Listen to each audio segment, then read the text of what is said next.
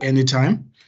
I would just like to take this opportunity for a moment of silence and for silent prayer and meditation, and then we will continue with our meeting.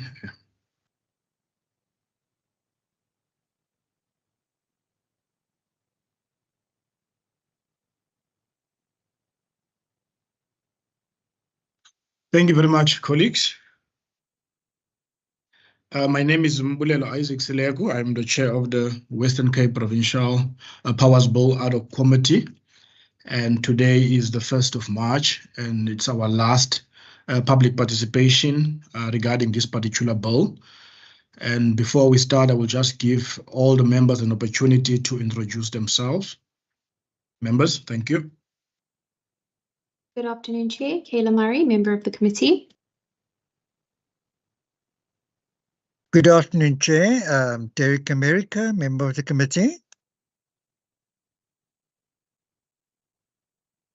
Good afternoon. Ladies first. Thank you. Good afternoon, Chairperson and members. Wendy Kaiser-Philander, member of the committee. Good afternoon, Chairperson and colleagues. Gillian Postman, a member of the committee. Good afternoon, Chair, and to everyone. Aisha Kasim, member of the committee. Thank you. Okay. Good afternoon, Chair.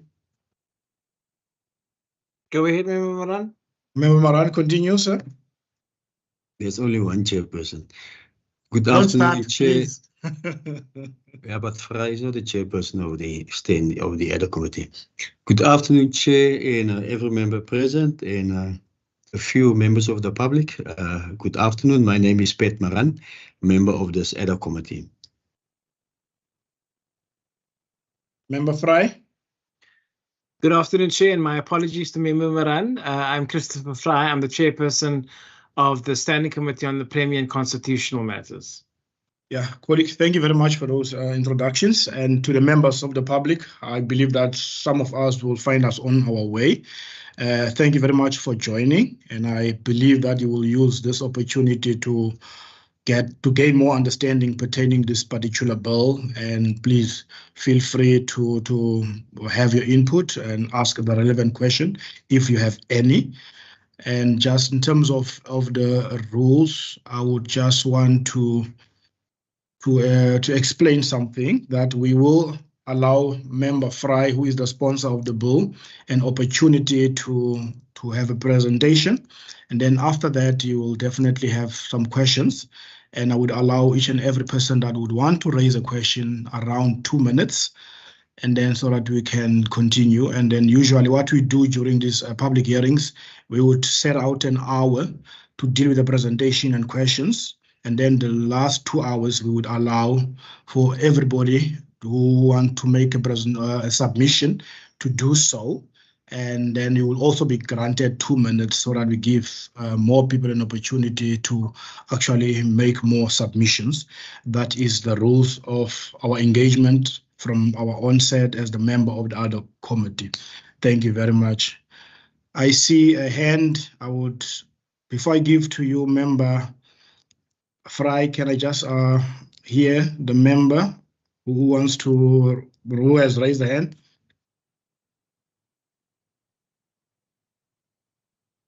Yeah, I don't know if it's my hand. Andrikus van der Westhuizen. I'm an alternate member to this committee, and I also just would like to greet everybody. Thank you. Okay, thank you very much for that. Sorry for that. There was a member that is, as a person or a member of the public that has raised a hand.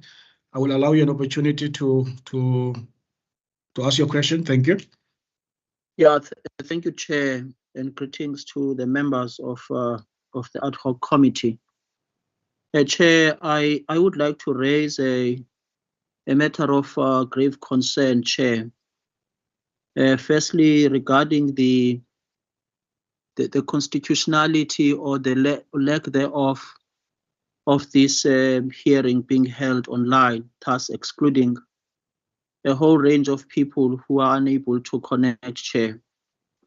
I see few members of the public connected onto this hearing, and I would like to get the sense, Chair, perhaps before we proceed, that if we could be given an indication as to why a hearing of this magnitude, whose outcome will affect the lives of our people, why is it being held via Zoom or online as opposed to it being held in a physical space as per the original agreement when this public hearing, Chair, was couldn't proceed in the CBD when it was meant to be held in the legislature.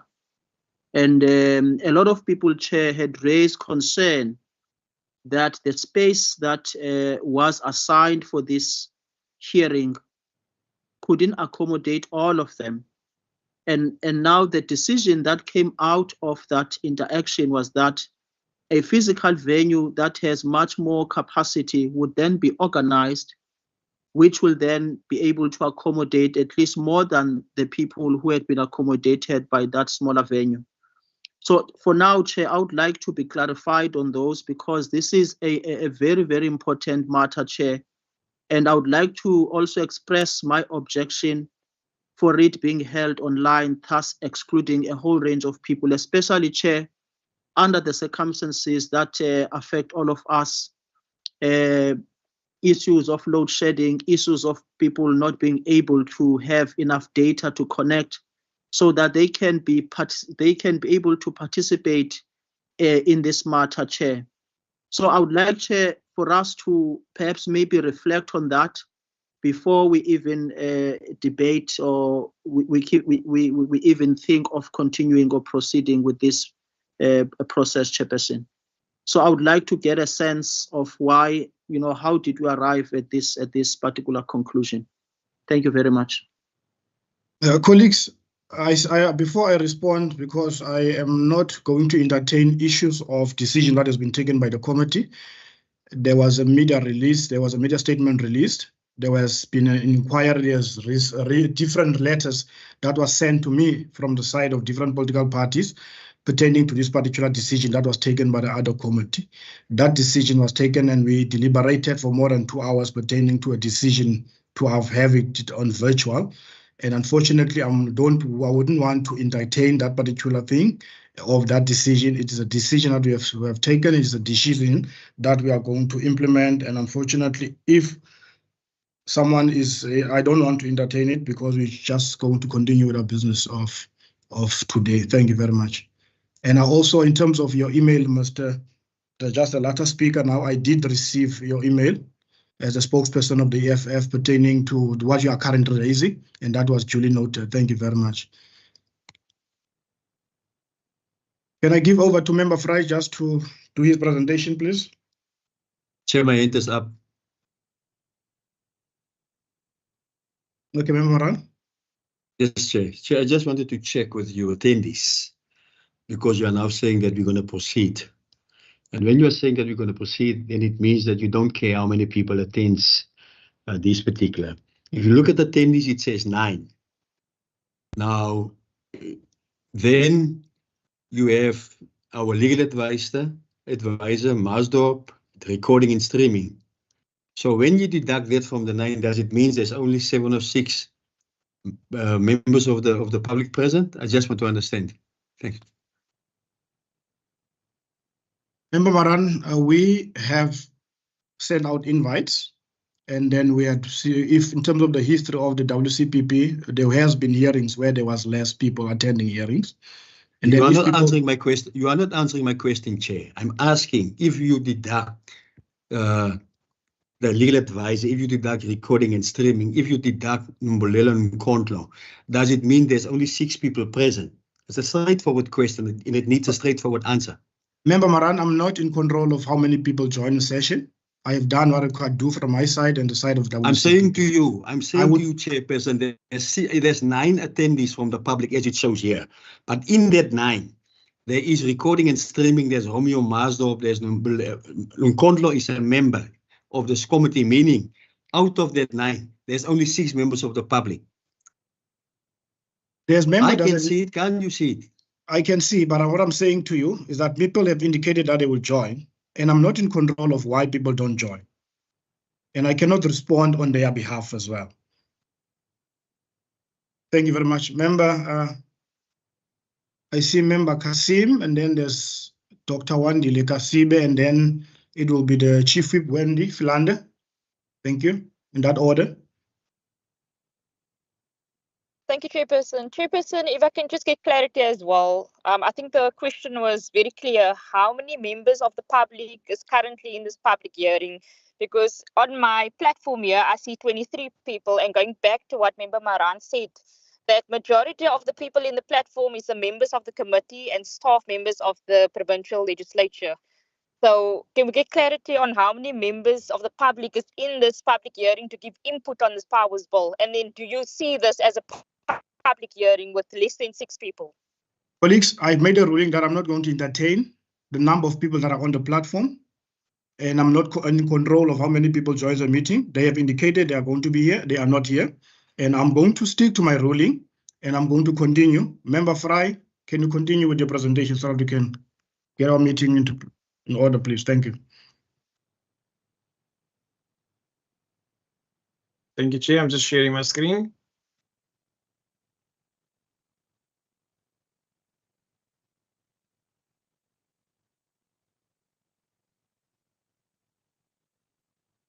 Okay, so we have the Western Cape Provincial Powers Bill. I will now do a short explanation of the bill as per what the Chair said.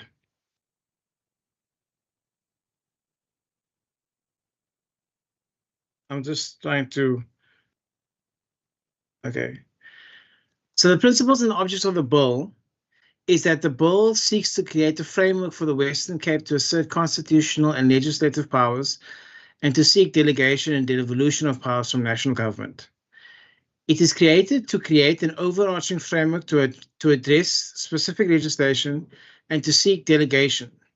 And thirdly, it is there to enhance collaboration with local government. So the impact of the bill. The impact of the bill is to strengthen the legislative and executive mandate to deliver services leading to better service delivery. It's there to strengthen public governance and at subnational and local level. It is there to promote the principle of subsidiarity, which means bringing services as close to the people as possible. It seeks to establish a provincial powers committee and then to draft national and provincial legislation. So a summary of the bill is 8 clauses long. Clause 1 is the terms used in the bill. Clause 2 is the 5 objects of the bill, which are namely to identify and remedy failures of government, to promote the assertion of existing powers, to seek the assignment or delegation of additional powers, to prepare reports and draft bills to fulfill these objects, and provide a mechanism for introducing legislation in the NCOP as well as in the National Assembly. The 5 areas of asserting or seeking powers are policing, public transport, energy, trade, and harbours. And there are also additional areas where devolution may be necessary. Clause 3, subsection 3 provides the obligation to promote provincial autonomy and to seek the delegation of additional powers from national government. Clause 4 outlines the reports that the Premier is obligated to provide within 6 months of the bill being passed, to identify the respective powers of all 3 spheres of government, to address the failures of national government, to list the additional powers where required, to draft provincial legislation where required, and to draft national legislation where required. Clause 5 provides for the establishment of a standing committee on provincial powers, which would be 10 members of the provincial parliament. This committee would number 1, consider clause 4 reports. Number 2, seek comment from the 3 spheres of government on these reports. Number 3, consider public comment. Number 4, seek expert advice on the reports. And number 5, recommend the next steps. Clause 6 speaks to the adoption of the reports by the Parliament. It does 1, to approve the report, or 2, supplement the report, 3, introduce draft provincial legislation, 4, direct NCOP delegates to introduce draft national legislation. And 5, to recommend to the National Assembly to adopt and amend legislation. Finally, it's clause 7, which will be supplementary reports. That means that any reports that are in compliance with the resolutions adopted in clause 6 will be effected. Additional action to be taken, additional competencies to be added, and then provincial power committee recommendations that will be added in clause 7. And clause 8 would be the short title of the report of the bill. That, in a sense, is the Western Cape Provincial Powers Bill. Thank you, Chair. Thank you very much, Member Fry. I would allow the members of the public to raise their questions based on the presentation, if there is any.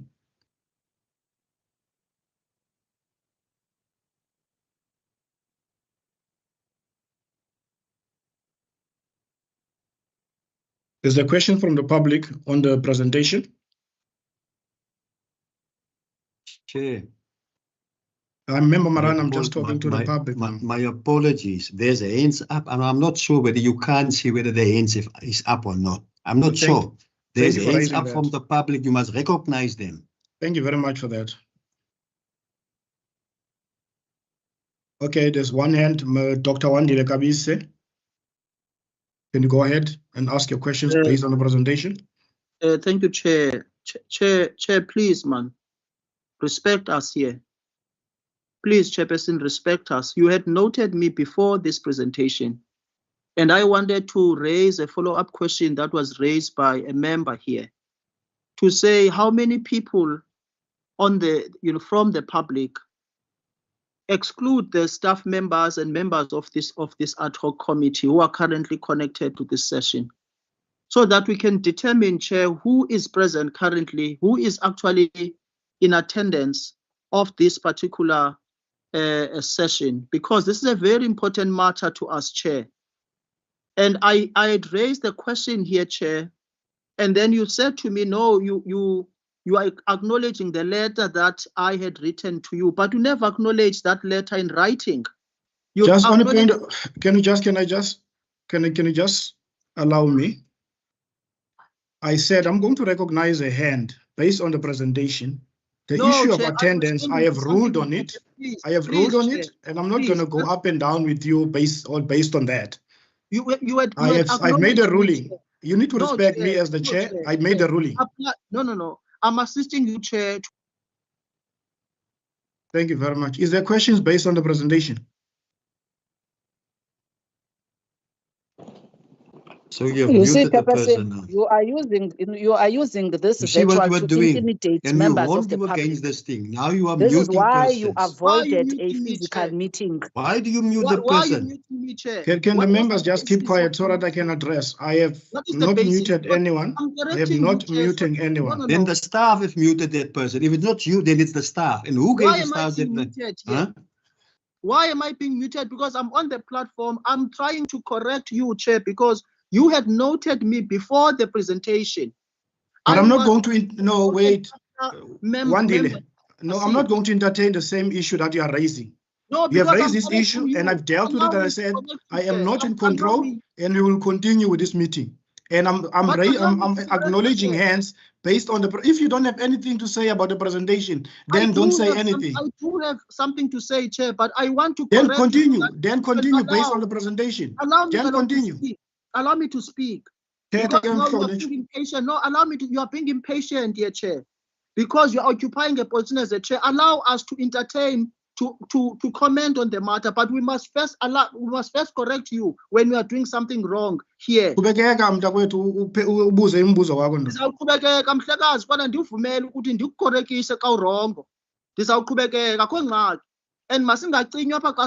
Chair. People should not just mute us willy-nilly here as we are speaking, because we must be respected as members of the public.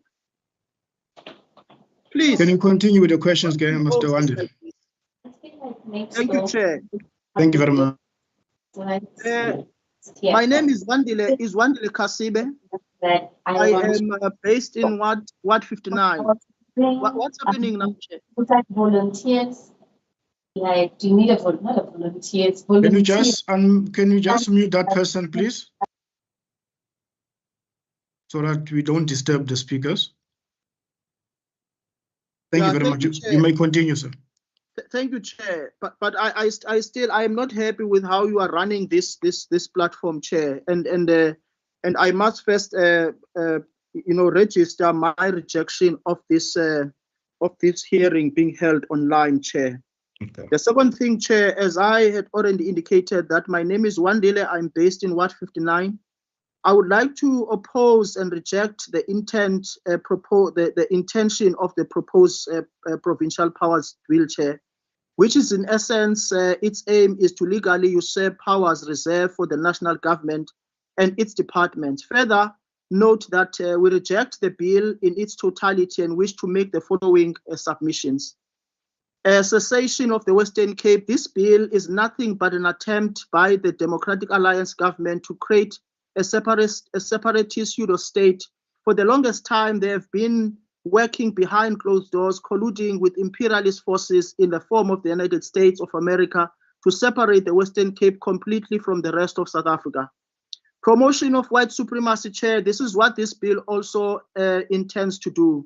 The reason behind this cessation attempt is to create a pseudo-state similar to former colonies in which the interest of whites would be protected at the expense of the black majority.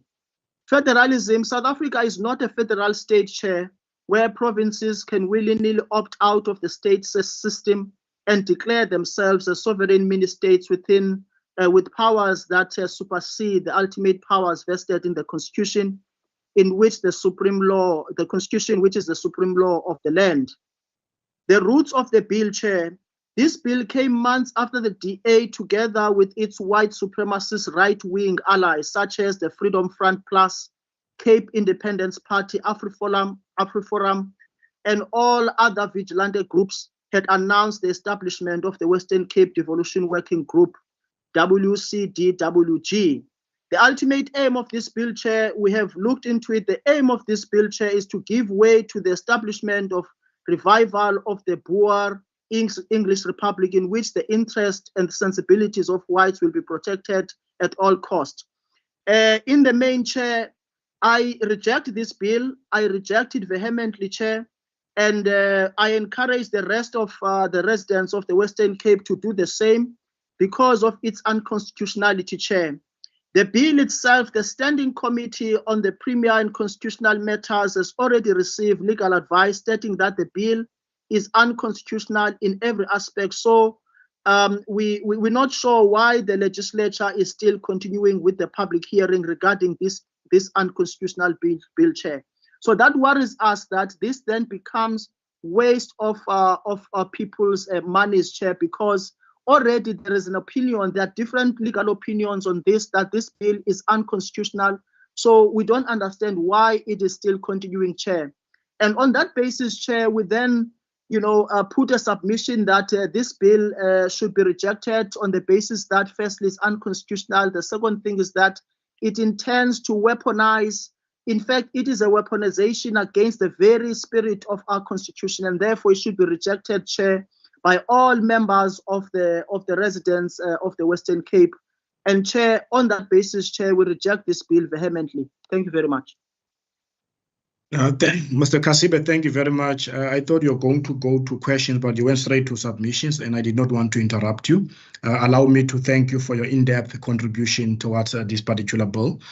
Can I recognize? Chair, I asked the question as to why this bill is continuing when, in fact, there are legal opinions against it. Okay, no, it's fine. Thank you very much for that contribution. I will acknowledge Mr. Bongani. You can continue, sir.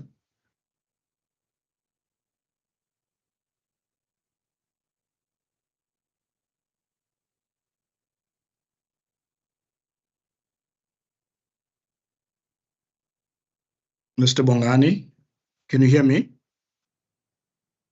Okay, then we'll skip him. Can you go to Devandre Fritz? Can I allow you to have your moment? Okay, allow me to firstly greet the chairperson, all provincial members of parliament, as well as the fellow residents of the Western Cape and my fellow young people as well. Yes, I can hear you, Chair. Okay. Yes, just hold, Mr. Fritz. Okay. Mr. Bongani, can I just allow you? Can we just allow Mr. Mr. Fritz to continue, and then I'll come back to you. No problem, Chair. No problem. Okay. Thank you very much, sir. Okay. Sorry Thank you for that so much. interruption, Mr. Fritz. Continue. That's absolutely fine. I have about a few questions I want to raise regarding the presentation provided by the Honourable Mr. Christopher Fry. He spoke about bringing the services closer to the residents of our province. Now, I've spoken to countless members of parliament at the provincial and local level. And we always look at your LEAP and your metropolitan police services, where they can't even provide decent men or women on the ground to provide that safety net for our communities. I come from East River, and many times we hear East River being a red zone, but we don't see the amount of boots being on the ground to actually provide that safety net to our community members. Also, I always say that looking at what's happening at the national scale, the NHI bill, I am in no way in favor of the NHI bill, because I always believe you cannot try to fix something that is broken with something that will never be able to work, because NHI will never be able to work in our country. So what then how will the Western government ensure that they can actually bring services closer to the people? Because let's be honest here, they say they are the best government, but they don't provide the services as the so-called best run government in the country. So according to Mr. Fry, how will we then be able to improve services and bring it closer to the people if we can't even now use what we already have, LEAP officers and your metropolitan in Cape Town to assist with the bringing the crime levels down? Because although the Premier said the other day that crime is actually coming down in the province, there was a news report coming out, I think it was News Africa, they actually said, no, the crime actually increased by about 4% in the province. So the Premier wasn't honest to the public around that issue. I also want to make mention of the fact that we don't have enough youth programs in our province. I've spoken to the Premier himself around this issue. So once again, you're saying now to this bill you will try to bring services closer to people, but you're already failing on the existing things you have power to implement regarding that. So that will really be my questions I want to pose to the member concerned, and I really hope that you will be able to respond to that. Thank you, Chairperson, and members of the public. Thank you very much, Mr. Fritz. Mr. Bongani, are you also going to ask a question? Yes, Chair. Okay, colleagues, I think we just need to get it clear that we are dealing with questions. And then if someone wants to make a submission, you're more than welcome to wait when we deal with submissions. But I've just allowed Mr. Kasibe when he spoke, but let us just use this opportunity to deal with questions. And then from after that, we have dealt with questions, then we will allow members an opportunity to make their submissions. I think that would assist us greatly. So I will take first three questions. That was the first question from Mr. Fritz. Then I will allow Mr. Bongani second question, and the third person, Mr. Ngwenya, as a third person to raise a question. And then I will allow Member Fry to answer the questions. Thank you. My hand is up, Chair. Yes, Member Dagmar. No, I'm saying I would also like to ask a question to the committee. Thanks. Okay. No, we are dealing with questions based on the presentation that was shared by Member Fry. Yes. Okay, no, it's fine. You'll go on the second round. We are first dealing with the first round. We have done one. We are going to do number 2 and then number 3. And then we'll allow Member Fry to answer, and then we go to the second round. And then you will be second after Nditi.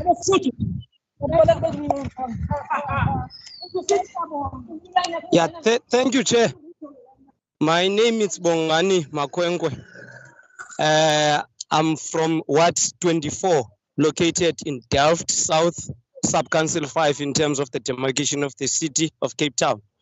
My question would be, Chair, based on all the objections that have been raised about this particular session of this bill, what actually is the real motive behind the proceedings of this bill being tabled in this provincial parliament, when it relates to directly, for example, I'm going to speak of Delft, that you have the provincial government that when we have been raising the issues about the health facility that is located in Delft, which for many years has been overpopulated in terms of the services, and all the time we're being told that they are short-staffed. Secondly, is the issue that the Department of Human Settlement of the province was in Delft sometime in 2019. The MEC was there making promises that by this time he will be delivering the last key to the people of Tsunami, and that has not happened. So I'm trying to check what is the motive of this particular bill, because that all these two issues that I've raised are in the competence of the province, and so far we haven't seen anything, and they're trying to enact now this particular bill or push this bill so that it can be passed. That's my question, Chair. Thank you. Thank you very much. Then can you go to Ungwenya as our last person to ask a question on this round? Thank you. You are recognized.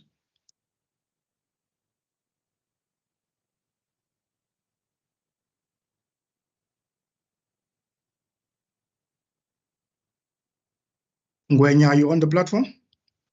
I see your name, your hand has been raised as someone that wanted to raise a question. It's your opportunity now to raise your question.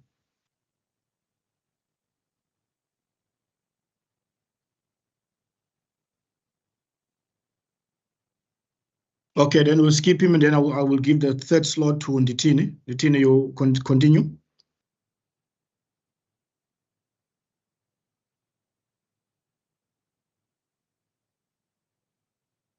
Nditini?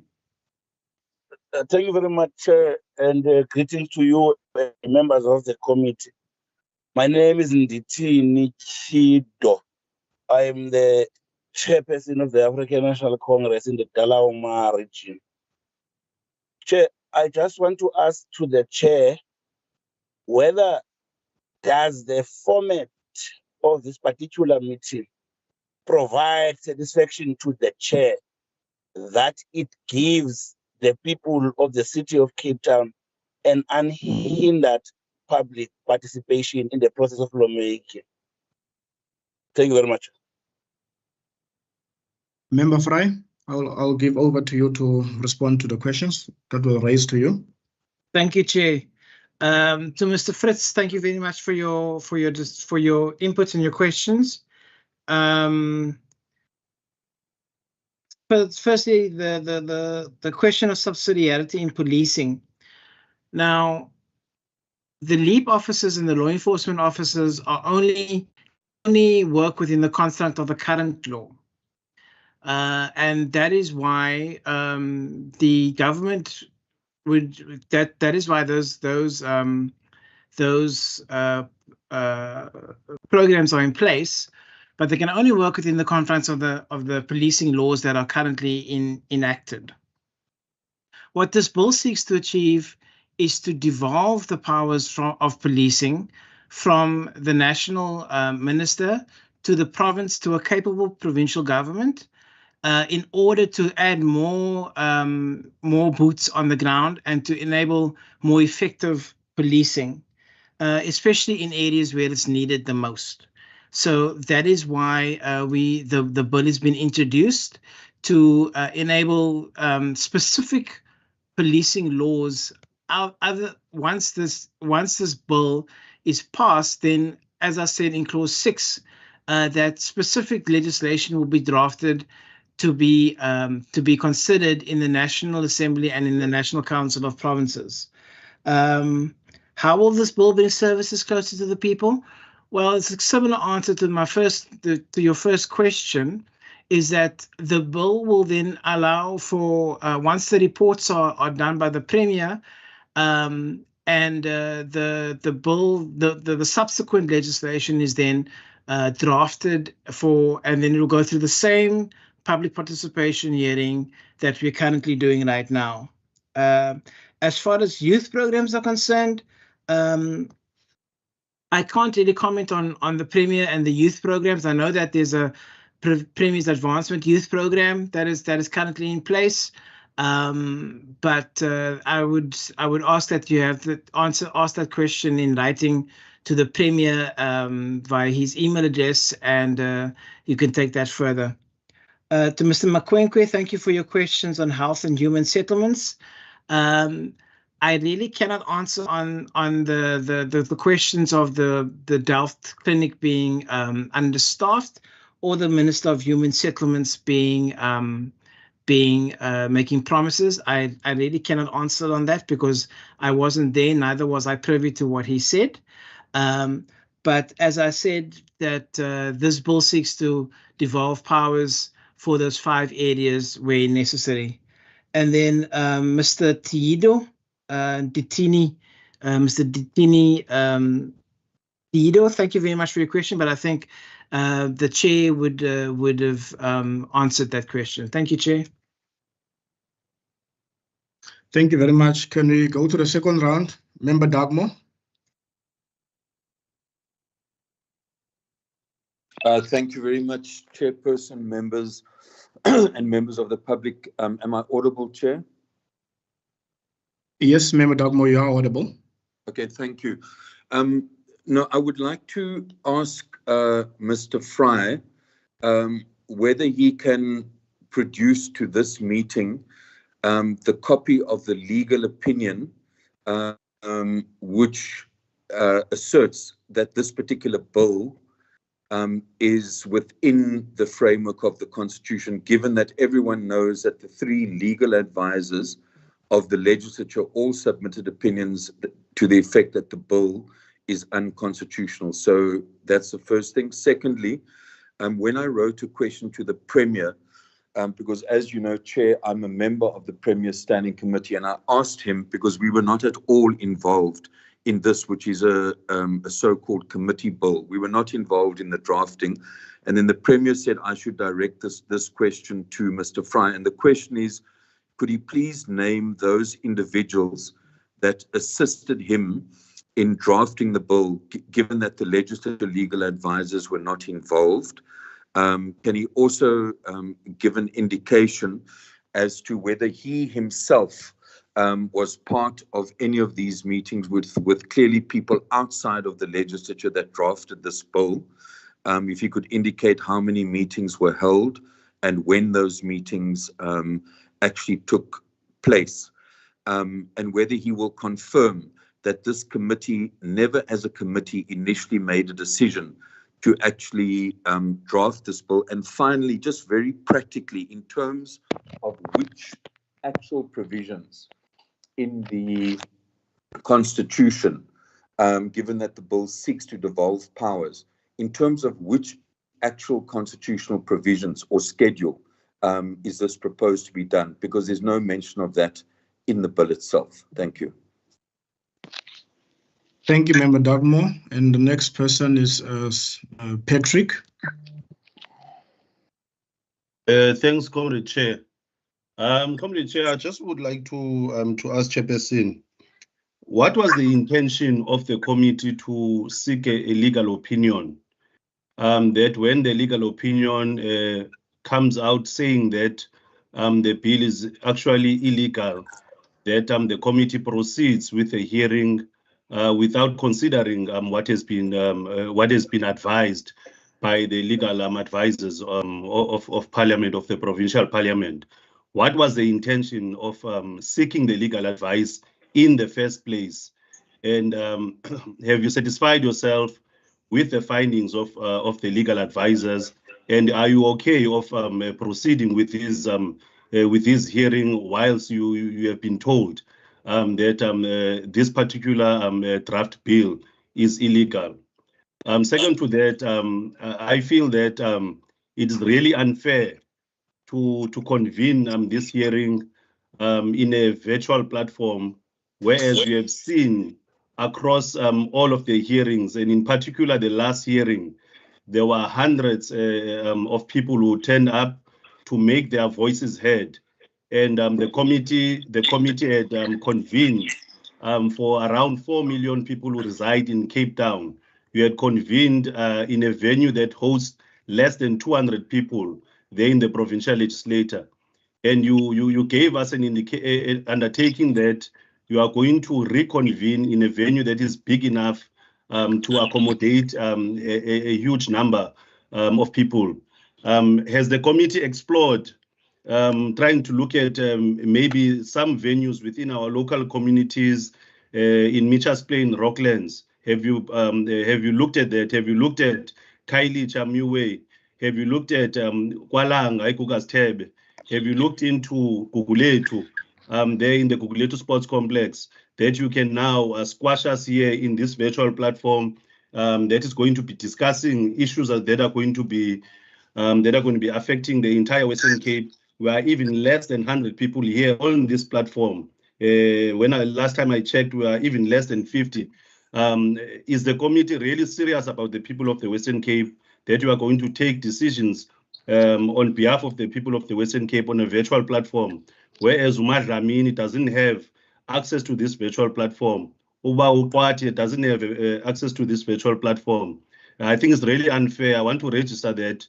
That is the miscarriage of democracy, what you are currently doing. And what you are currently doing, you are trying to smuggle this bill that has been rejected in each and every hearing that you try to host, and you collapsed it when you saw that the majority of people in each and every hearing that has taken place across the Western Cape, they were rejecting this bill because they can see that you are trying to bring upon us just on a point of order. apartheid, Just on a point of order, I take offense to what you're saying, that I collapsed public hearings because of numbers. But you did in front of us. No, I did not collapse any meeting. You collapsed the question based. That you okay, collapsed. Are you done? No, I'm not done because we are interjecting. Can you just ask your question based on the presentation so that we can give other members an opportunity as well? Yeah, but on a point of order, Chairperson. On a point of order. On a point of order. What order are you raising on, Member Nkondlo? Greetings, Chair. Greetings, Member Nkondlo. You will have to cool down. Remember, Chair, I'm cool. Don't want a dialogue. Allow me. That's why when I request a point of order, at least you wait for me, and then after you can then ventilate. I would like to appeal to you as the chair of the session that you give members of the public, because an order is a procedural matter. An order is not abused to differ with the person that is on the platform, because now you are raising a difference to what the member of the public is saying. So at least let's assist. You wanted this public hearing in this manner. So even things that you do not like being said, allow them so that members of the public have got the freedom to speak here and raise things that you like and things that you don't like. That's what democracy is about. Thank you. Can you go back to Patrick? Are you done? No, I'm not done, Chair, because you are disturbing me, Chair. Can you this is what you are doing in all of these hearings. So when you are chairing, you must allow us to speak.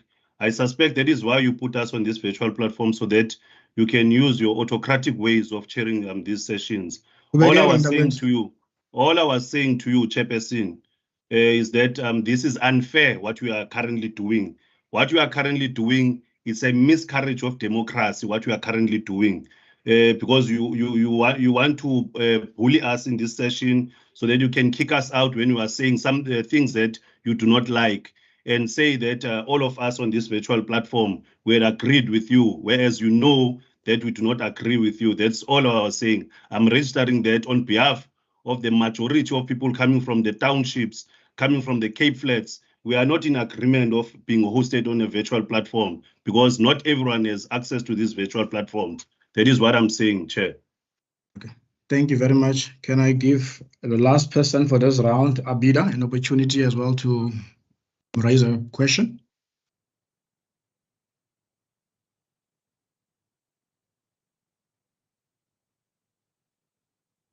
Abida.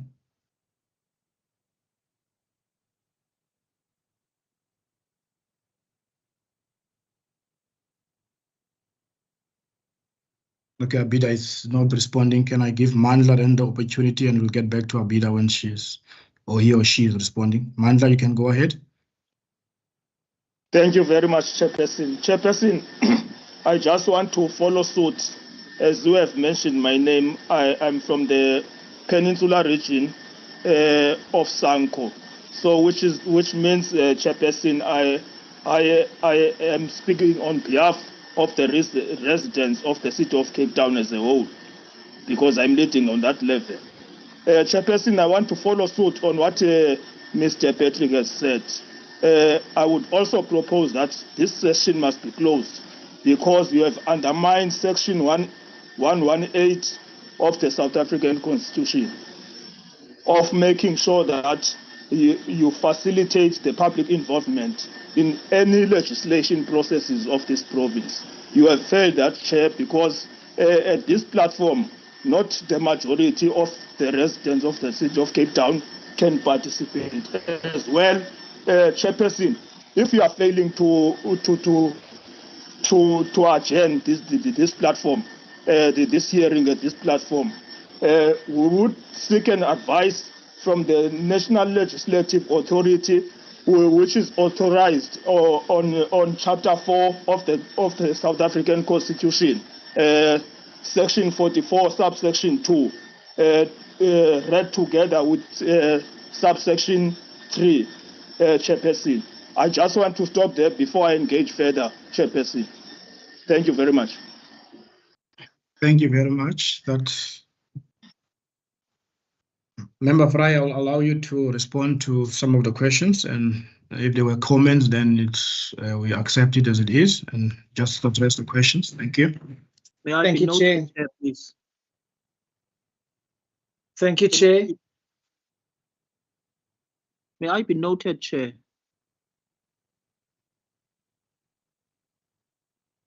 Thank you, Chair. Honourable Chair, can I be noted, please? Chair? Chair of the session, may I be noted, please? Wandile, you got your opportunity, and then now we are giving other people an opportunity. I want to raise a follow-up question, Chair. I would like to be noted. Okay, it's fine. You will be noted because there's a list that you are working on, and in terms of the next round, you will be speaker number 2 as per the raised hand function. So you will be given an opportunity to ask a follow-up question.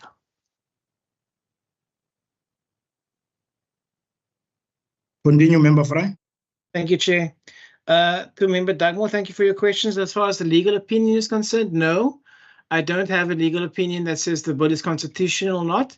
But two things, legal opinions are just that, they're legal opinions and they are able to be ventilated in court. And we are confident that this bill, in fact, is constitutional. As far as assistance is concerned, I refer you to the answer to the question that you raised in a sitting where it was Advocate Bishop that assisted in. And was I involved in the decision? Yes, I was involved in the decision. And your fourth question, I'm not too sure because it was breaking up a little bit. If you could raise it in the chat and I will answer the question in the chat. To Mr. George, whether the bill is constitutional or not and the legal opinions provided, the legal opinions again are just that, they're legal opinions and they're able to be and they will be ventilated in court should this so happen. As far as the venues are concerned, I cannot comment on that, and I would let the chair. The chair has answered that question. Thank you so much, Chair. Yeah, but you have not responded to my questions. Colleagues, can I just ask for your indulgence? You raise your hand if you want to speak, and then you will be recognized, but you cannot just chip in and speak as if there is no procedure within this particular meeting. That is my plea to you. If you feel you want something else, you're more than welcome to raise your hand and you will be recognized. But I have said from the onset that you will use the first session or the first hour to deal with the presentation and pertaining to questions. And then from 6 to 8, then we will allow for submissions. Then people can have ample opportunity and time to make their submissions. Thank you very much. Can we just go to the first one in this round, Mandla? Then it's Dr. Wandile, and then it could be Vincent Domingo. Those three on this round. Thank you. In terms of question pertaining to the presentation. Thanks.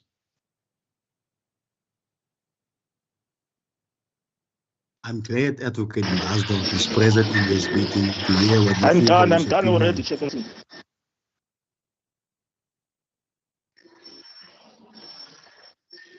I'm glad Advocate Maasdorp is present in this meeting.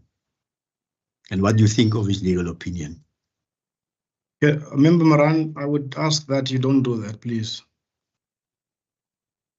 Can we go to Wandile? Wandile, you can have your follow-up. Thank you, Chair. It's Dr. Kasibe, Chair. Chairperson, considering that,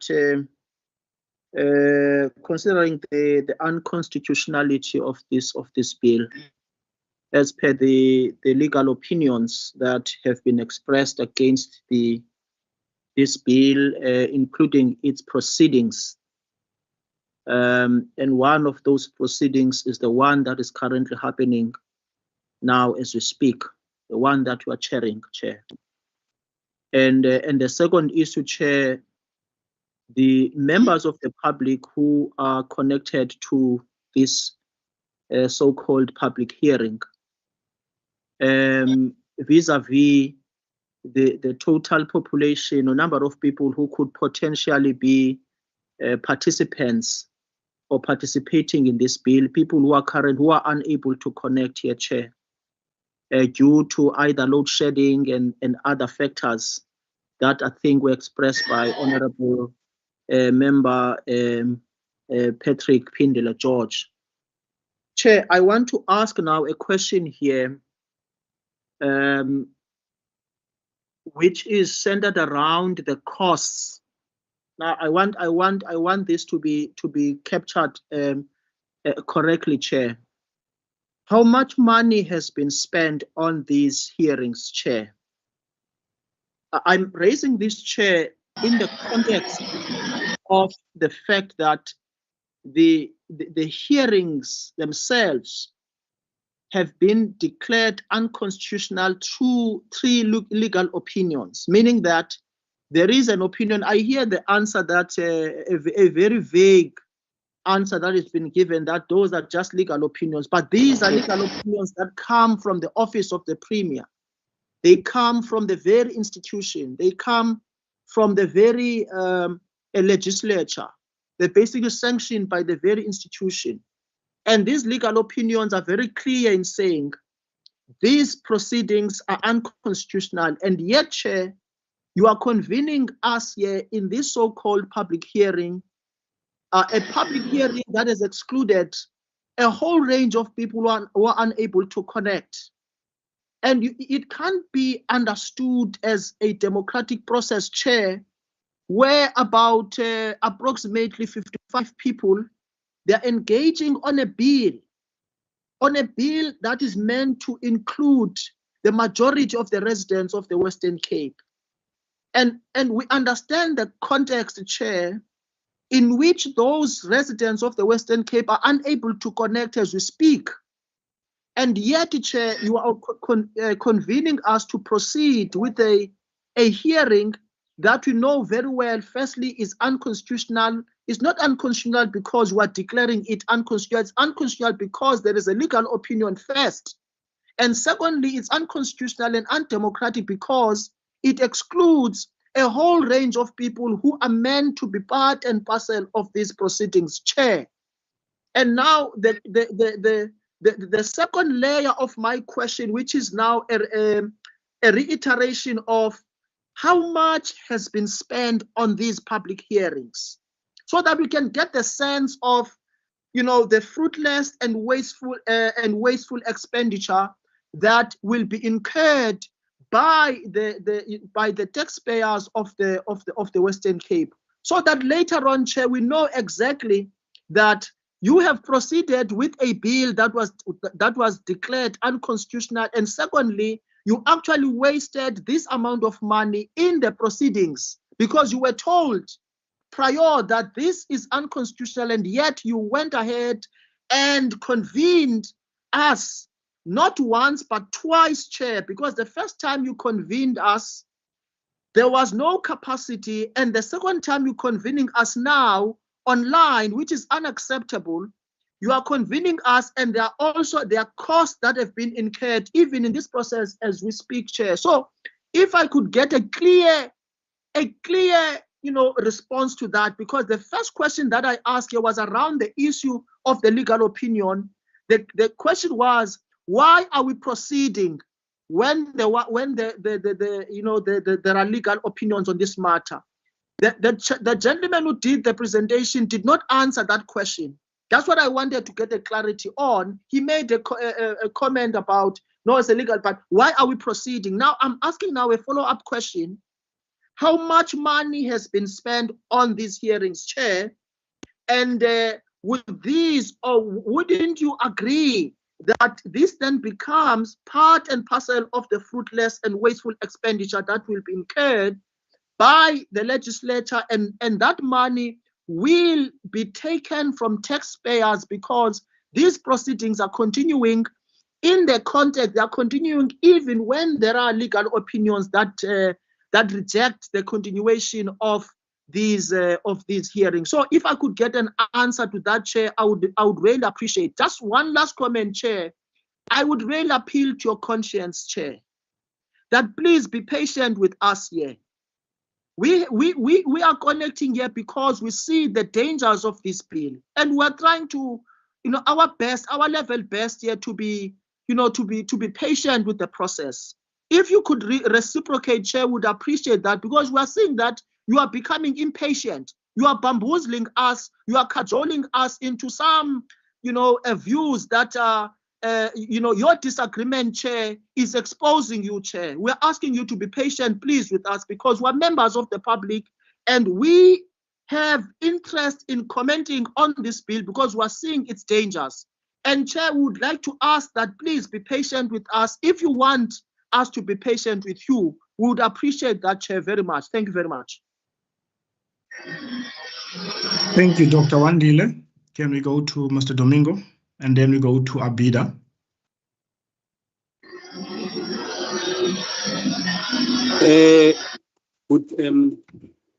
Good afternoon, Chair, and all the members that is on this particular platform. I'm not sure, Chair, am I audible?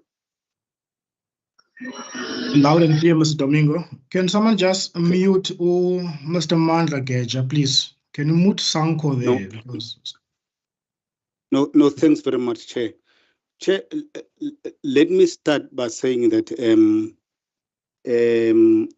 I'm from the Guguletu Development Council, Development Forum here in Guguletu, and the unfortunate part is that where I'm sitting here, I've been asked for many hundreds of people wanting to access this particular platform.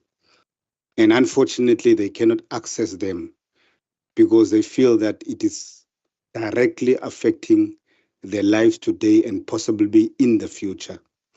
Now, Chair, I'm not going to go on what other colleagues were saying in terms of the platform that we are giving, because I believe this platform that we're giving here is for a certain that is privileged. Privileged in the sense that they have the gadgets, and also the money to be on this platform. But thousands of citizens in the city of Cape Town, this platform has been denied because of access to this particular platform. Now, it is very strange here because this bill is affecting their lives. It's affecting their lives. Now they have been closed on something that is going to affect their lives today and tomorrow, and they cannot participate to it. So really, Chair, do we think that this is really being democratic? That is my first question. Be that it may, Chair, according to, once there is a bill, my second question, once there is a bill, according to our constitution in the province, when there is a bill, it's your responsibility as the legislature to have a kind of a research that is called a social impact assessment, to say that what is the implications of this bill going to be on the citizens of the Western Cape. And when I talk about the citizens of the Western Cape, the majority that is poor. So we cannot have, the constitution of the province is very clear to say that we cannot have a process of this bill taking place and on people's lives, and that particular assessment has not taken place. So I would want to know if it has, where is that assessment, and if it has not been done, why not? Because again, it is unconstitutional in terms of the constitution of the province. Yeah. Now, Chair, once again, I think colleagues have raised here in terms of the findings. You understand?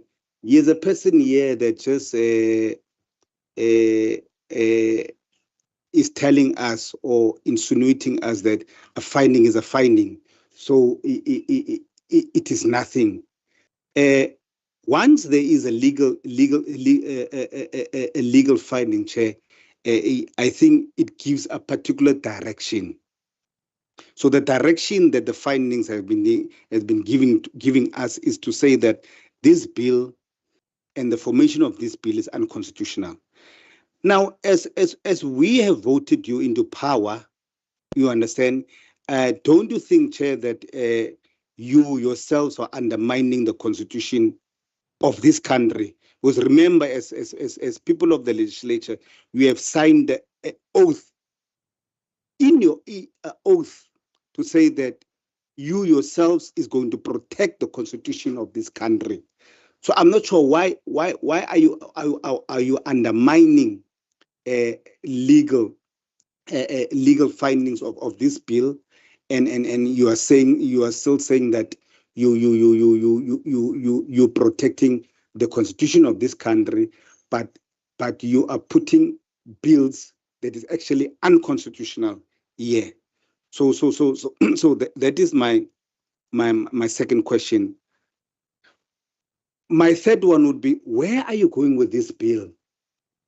I'm not sure where are you going with this bill, because when you look at where we're going with this bill, as if you would want to make the Western Cape a country of its own.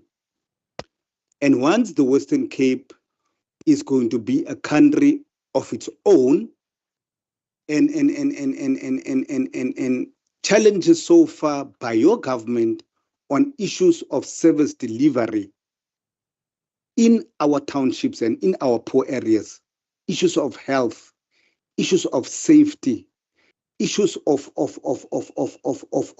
transport, where your government has failed in this province in terms of protecting the poor of the poor and the vulnerable. Now, this gives me a sense that if you would want to rule the Western Cape and making it a country on its own, you're really not going to cater for the majority of the people of this province that is pure, that is poor. It's like, Chair, you wanting to build a shack inside the house, inside the kitchen of a house that is already built. So I don't think that is really fair towards the citizens of the Western Cape, Chair. I would also agree with the colleagues to say that this platform is not democratic. This platform is unfair to people that cannot make it here. The last time you said that we're going to reconvene, look at a much bigger venue, and allow people to participate and say that what they would want to say in terms of this particular bill. Thanks very much. Thank you very much. Comrade Chair, can I please come in on a point of order? Which order are you raising, member? My name is Safura Sadek. I'm a member of the ANC and a resident in the southern suburbs. I have a question, and the point of order is we are continuing what is supposed to be a public participation process that has 53, I think the last count I did, 53 people present in a city of a population of 5 million.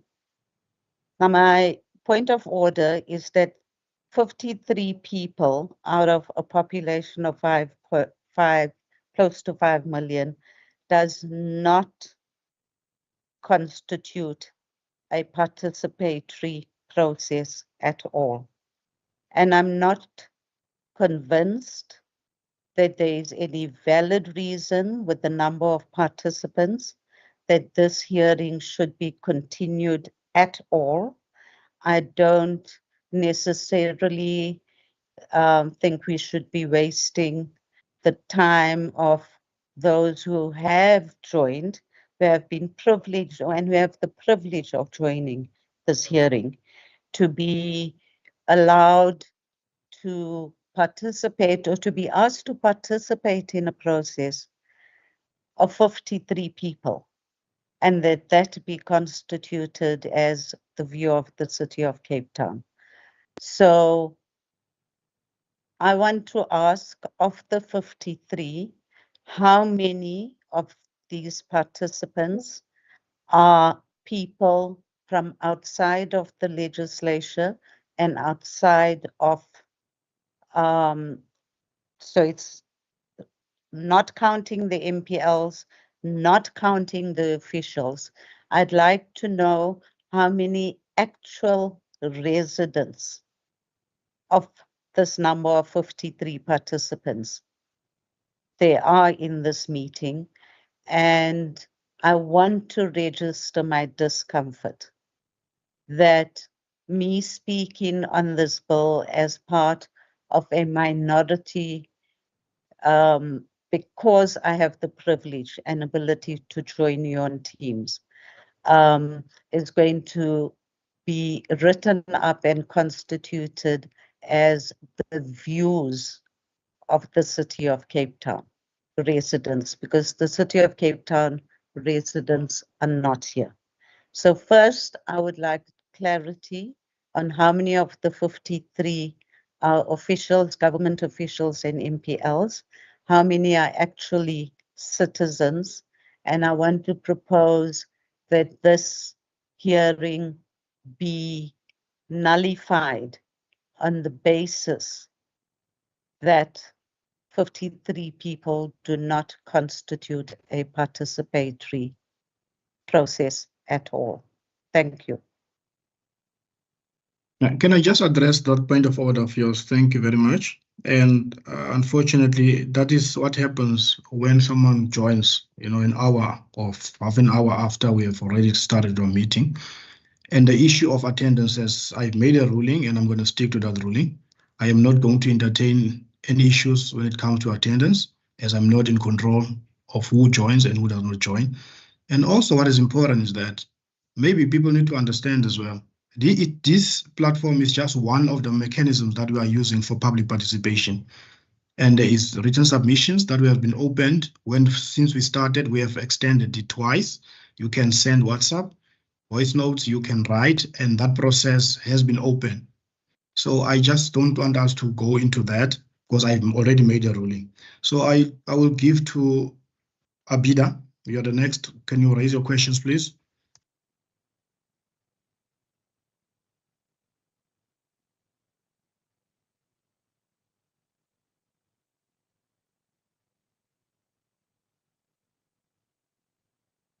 Abida?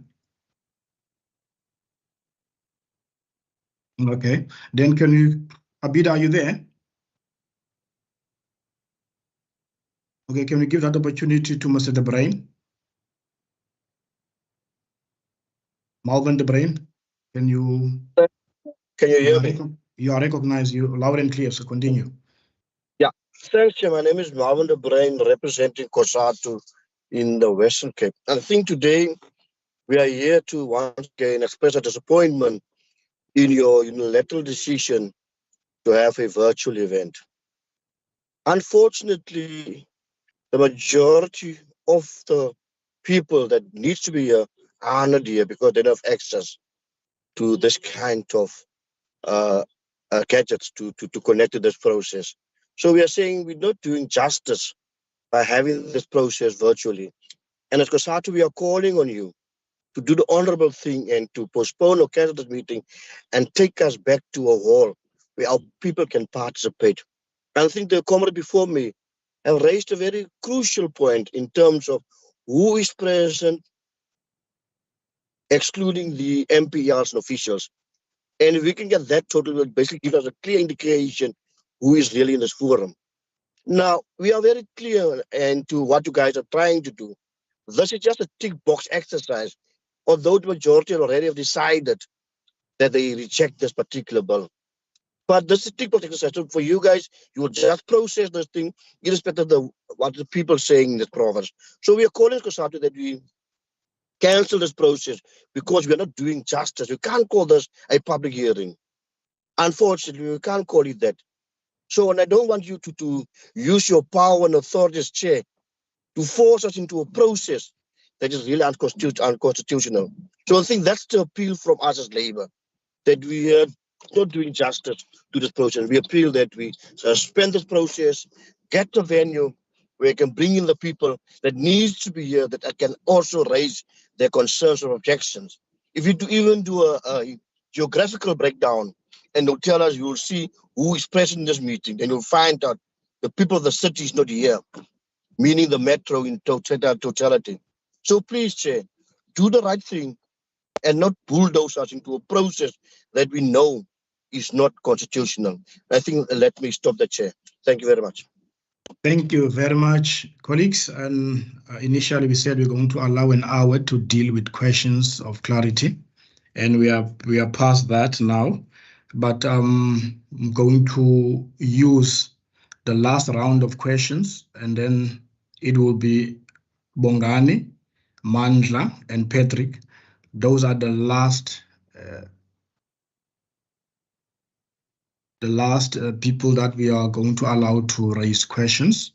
And then from there, we will close this session of questions, and then we're going to go straight to submissions. Member Fry, I will allow you to answer to those questions. Thank you. Thank you, Chair. To Ms. Dr. Kasibe, thank you for your question regarding the costs. I do not have an answer on the costs, but as I noted in the chat, there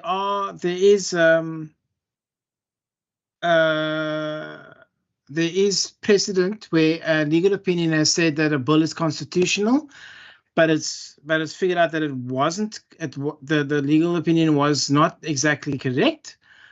So there are also other bills that are currently before provincial parliaments, provincial legislatures, which have been referred to them by the NCOP, that whereas the bill has been noted that the legal opinion says that the bill is constitutional, but the public participation process has gone ahead anyway. This is part of the legislative process, and the legal opinion is also part of the legislative process. Public participation is a very important part of that, and therefore that you're not exactly ignoring the legal opinion, but we have to note the legal opinion, but the public participation process must go forward. Mr. Domingo, thank you very much for your question regarding the social impact assessment. No, it hasn't been done yet, and I've answered the question about the legal opinion already. Mr. De Bruin, thank you very much. I don't think that it was a question, Chair, but you can guide me if it is. Thank you. I'm just checking on the chat here. That's going off here. Thank you very much, Chair. Thank you very much, Member Fry. Colleagues, and I've said we are going to have our last round of questions, but because the doc has asked me so nicely to be patient with everybody on the platform, and I would gracefully accept that call. And what I will do, I will just allow the last 6 speakers that are on the platform now that have raised their hands, which is Bongani, Mandla, Ditini, Patrick, Abida, and Diswa. Chair. Yes. Chair. My questions was not answered, not even one. This is Vincent Domingo here. My questions was not answered. Okay. No, it's fine, noted. And then Sorry, Chair, my question was also not answered. And that is, of the 57 people present, how many are MPLs and officials, and how many are actually residents? And whether, so I'd like to know what that split is. And then I would like, the second question, part of my question is, do you consider 57 minus the officials an indication of public participation process? Okay, thank you very much for that. Colleagues, as I was saying, I will give over to the names that I've called as the last people that are going to raise questions, and then we will just conclude this session, and then we'll go over to submission if there's any. If there's no submission, and then we just conclude our meeting. Can Bongani start? Thank you very much. Chair, just on the point of order. Which point of order? Member Moran? I just want to check. Can I raise a point of order? Yes, I'm Can I raise a point of order? Yeah? Yes. Sorry, Mr. Domingo, there's someone on the floor. Chair, members of the public are complaining that either you or Member Fry is not responding to the questions. And when they raise that concern, you did not even respond, but just saying that you're going to take another round of questions. What is the use then of asking questions if you don't respond to the questions of the public? This meeting is called for the public.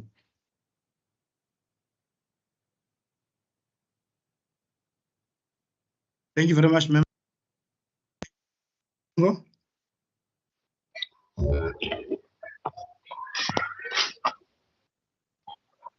Yes, Chair. You've raised a point of order.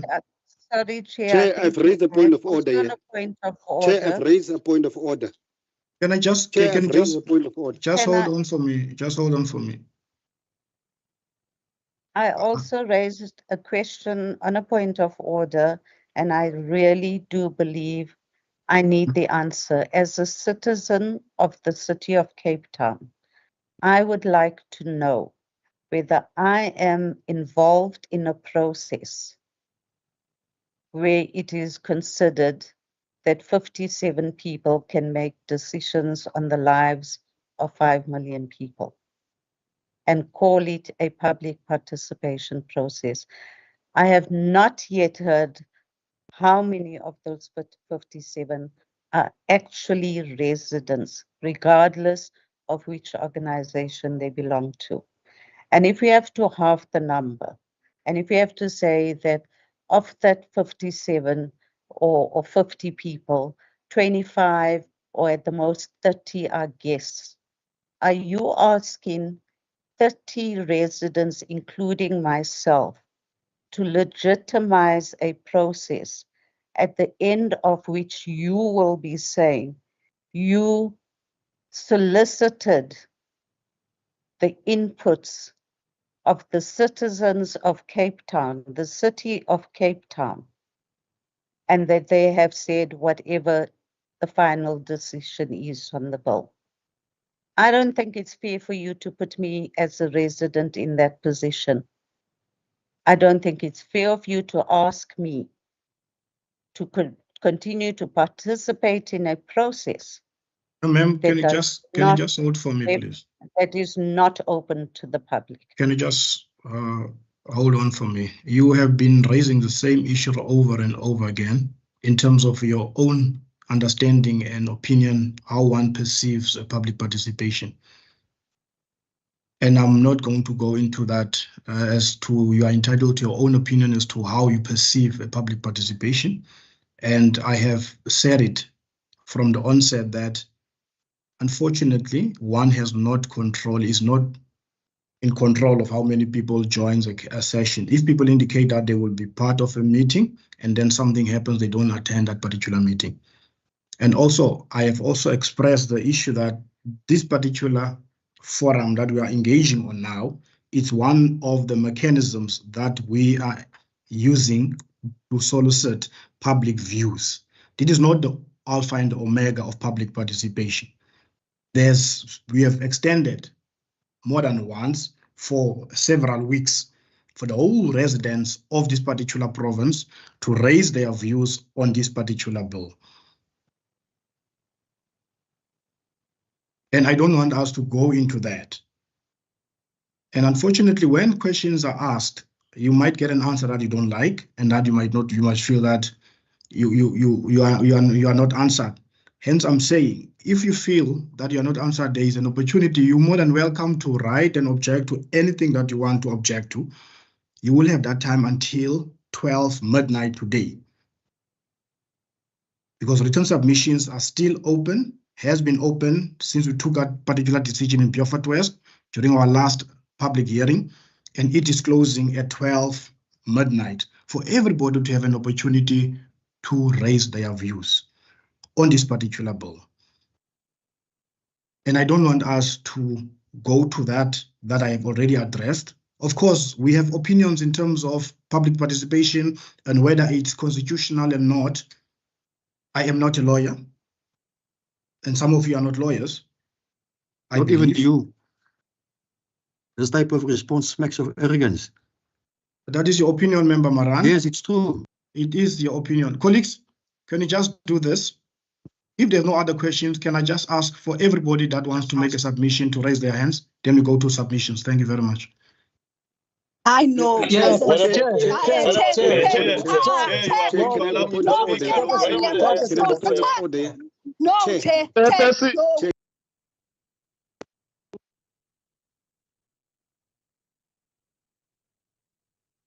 But Chair, you're abusing your powers. But Chair, you're abusing your powers. Can you just mute them? Can you just mute everyone on the platform so that I can address this matter? You're abusing your powers. Exactly what you're doing exactly what you're hoping for, to mute people. Colleagues, I have said it from the onset. Can I just speak? Not one. Can I speak? Chair, not one of my questions was answered. Can I speak? I called the point of order. You said you're coming back to me. And the gentleman that you gave to answer the questions, not one of my 3 questions were answered, Chair. And saying, my first question was the social impact assessment done? He answered that question. He said there was not assessment done. That's what he answered. No, Chair, that was really not answered. Even my second question, Chair, I have a second question. My second question was also not answered. And my third question. So I don't want to go into a dialogue, but the Member Fry answered your question. If you're not happy about that question, it's unfortunate. But colleagues, and I've said from the onset, we are going to use an hour, and now we've been busy with an hour and 20 minutes dealing with the questions on the presentation. And I was very lenient with everyone. I did not stick to my 2 minutes for asking questions, and I allowed every member of the public to speak as much as they want. No, Chair, we're not allowed here. So, colleagues, can we just go to submissions, if there is any? Is there anyone that would like to make a submission? Can you just raise your hands and we're going to go to that?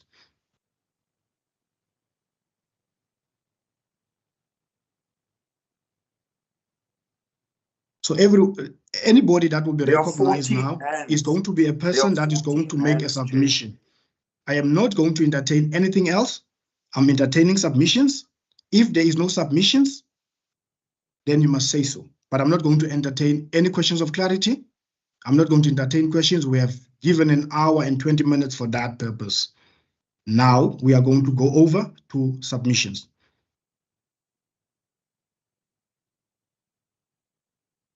Thank you. Can we just allow for submissions, please? Yeah, can I start, Chair?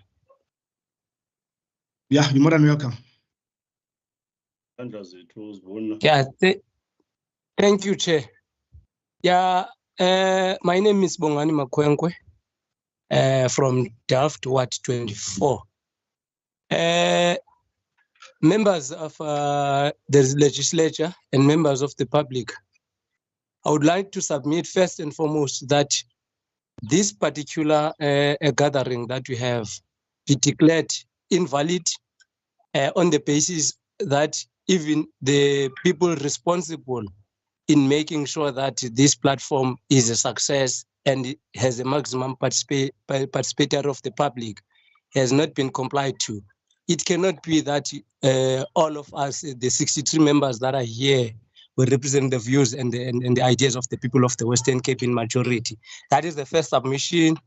The second submission, the second point that we want I want to raise is that the questions that you've raised earlier on, seemingly none of the questions that have been answered to us in terms of what we are trying to get, for example, or whose interest that this particular bill is being pushed for. It is now clear to everyone that there is a particular narrative and the particular agenda that is pushed by the provincial government of the Western Cape, as led by the Democratic Alliance, that this particular province remain as a country on its own, which therefore we reject in its totality that particular narrative. We can never allow any such things that this country be taken back to where it was, since we know very well even the nature and the character of this particular province, either then years before 1994, that a certain group of people were treated.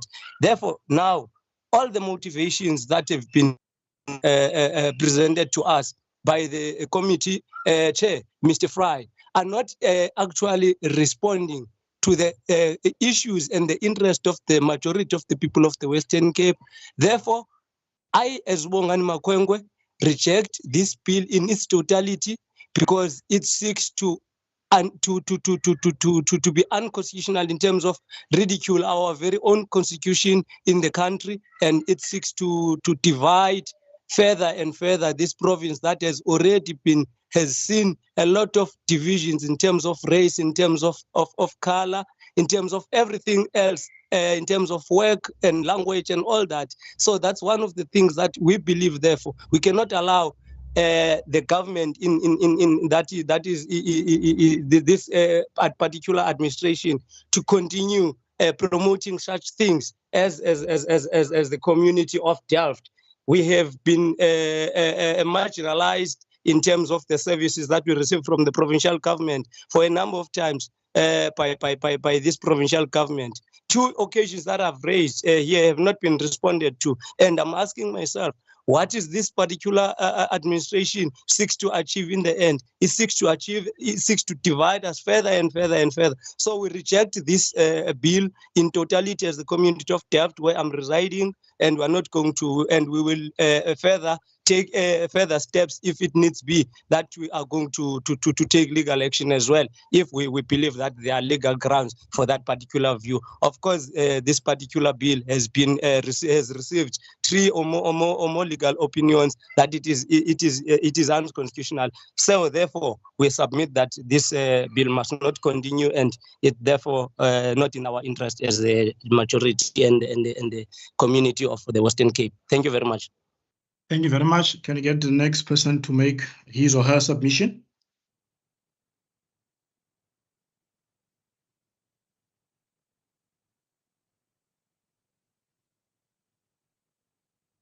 I see Dr.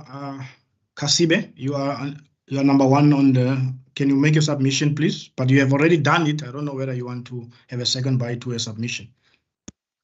Please, Chair, don't preempt what I'm going to say here, what I've done or what I've not done, please.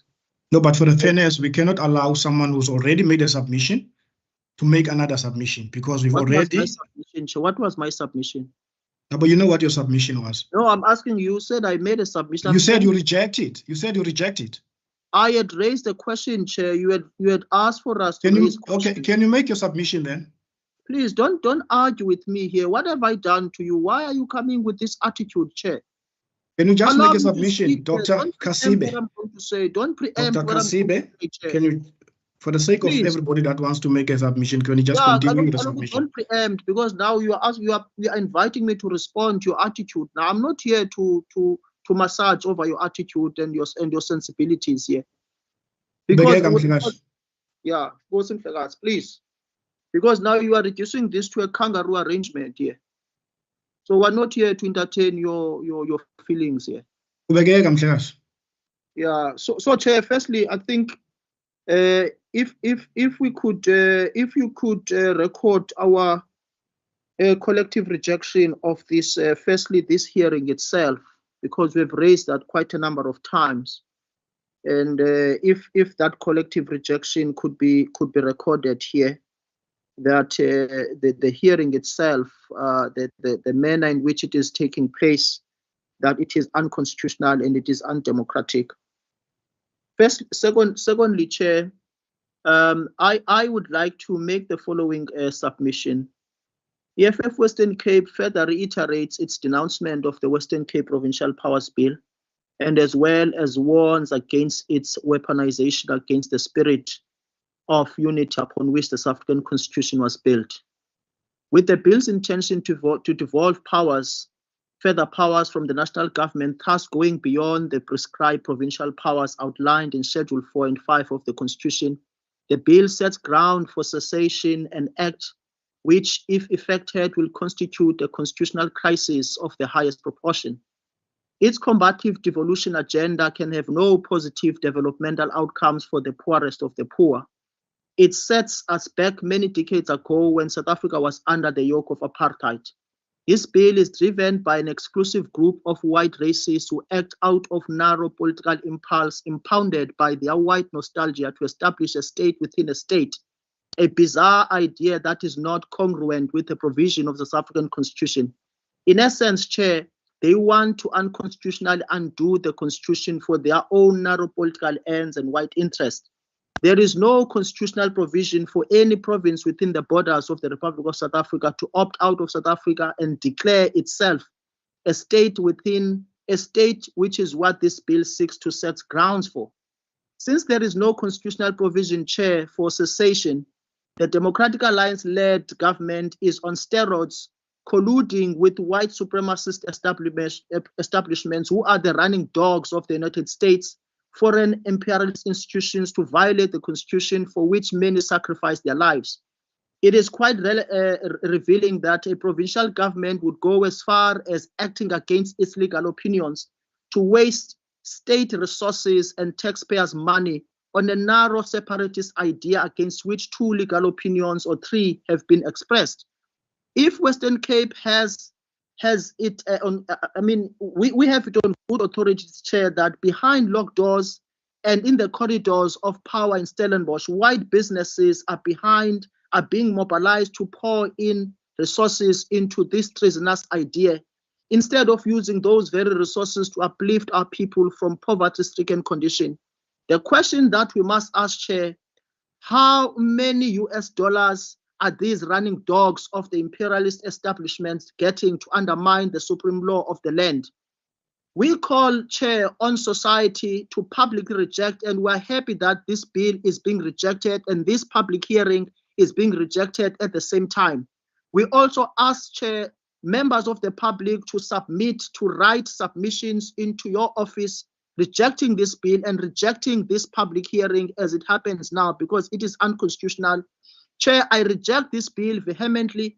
I reject the manner in which you have conducted this hearing. You have reduced us into some kangaroo arrangement. You're acting like a clown, Chair, and we're rejecting that buffoonery, that the kind of attitude that we've expressed here, Chair. We've asked you several times, be patient with us, and you are bulldozing us even when there are answers, there are questions that have not been answered here. So I reject this bill, Chair. EFF Western Cape rejects this bill, rejects this process, and reject this meeting, Chair. This meeting should not have taken place online. It should happen in a field space so that we're able, Chair, to justify, so that we're able to be assured of the democratic processes that are provided for within the Constitution of the Republic of South Africa. It can't be that 50-something people will decide on the fate of the majority of the poorest of the poor in this province. This is what apartheid actually did. We were decided upon by a minority as the majority of South Africans, and you are basically recycling that very same violence, Chair, by agreeing for this public hearing to continue. You are saying this should be nullified, should not continue. We reject it vehemently. Thank you very much. Thank you, Doctor. Abida, can you make your submission, please?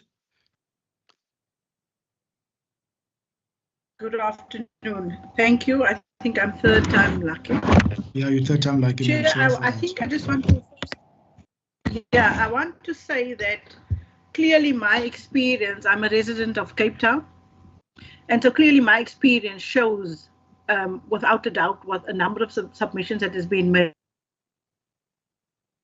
in terms of the limitations of this platform.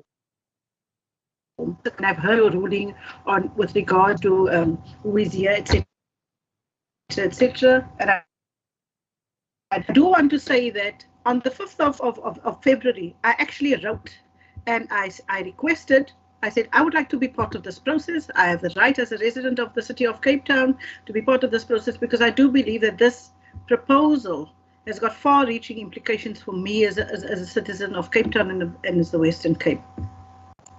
That was on the 5th of February. I had received absolutely no responses. Your actions today and the lack of response from the 5th of February today shows clearly that this provincial government does not want a fair and equal public participation process. I had written on the 5th, I can share with you my email communication. I only received an email response from the provincial government. I don't know who decides on what.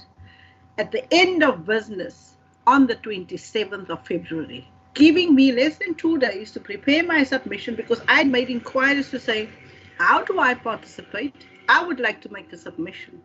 Now, when was I supposed to, within the space of 48 hours, to prepare my submission and all this with absolutely no guidelines? So my experience underscores the lack, or I think it's woeful from provincial government, my ability to participate as a citizen, to object to this proposal, but also the process that is, and I just want to say that my experience underscores unequivocally all the submissions that has been made on behalf of Black and excluded working class communities in the Western Cape to participate in this process. I have tried now, this is the third time that I've raised my hand because I wanted to raise this thing. And yet that you have just been bulldozing this through and saying, I'm continuing with the process. That is, I don't even think that the process is just flawed. It's completely illegal. And it's correct, as some of the submissions have been made, that you are just doing a tick box exercise. But what about my right to be able to make that submission? Surely it doesn't take a provincial government with all the capacity and the resources that they have to tell me 2 days before the time and then actually have the cheek to say, can you inform other people to come and participate? That's not my responsibility.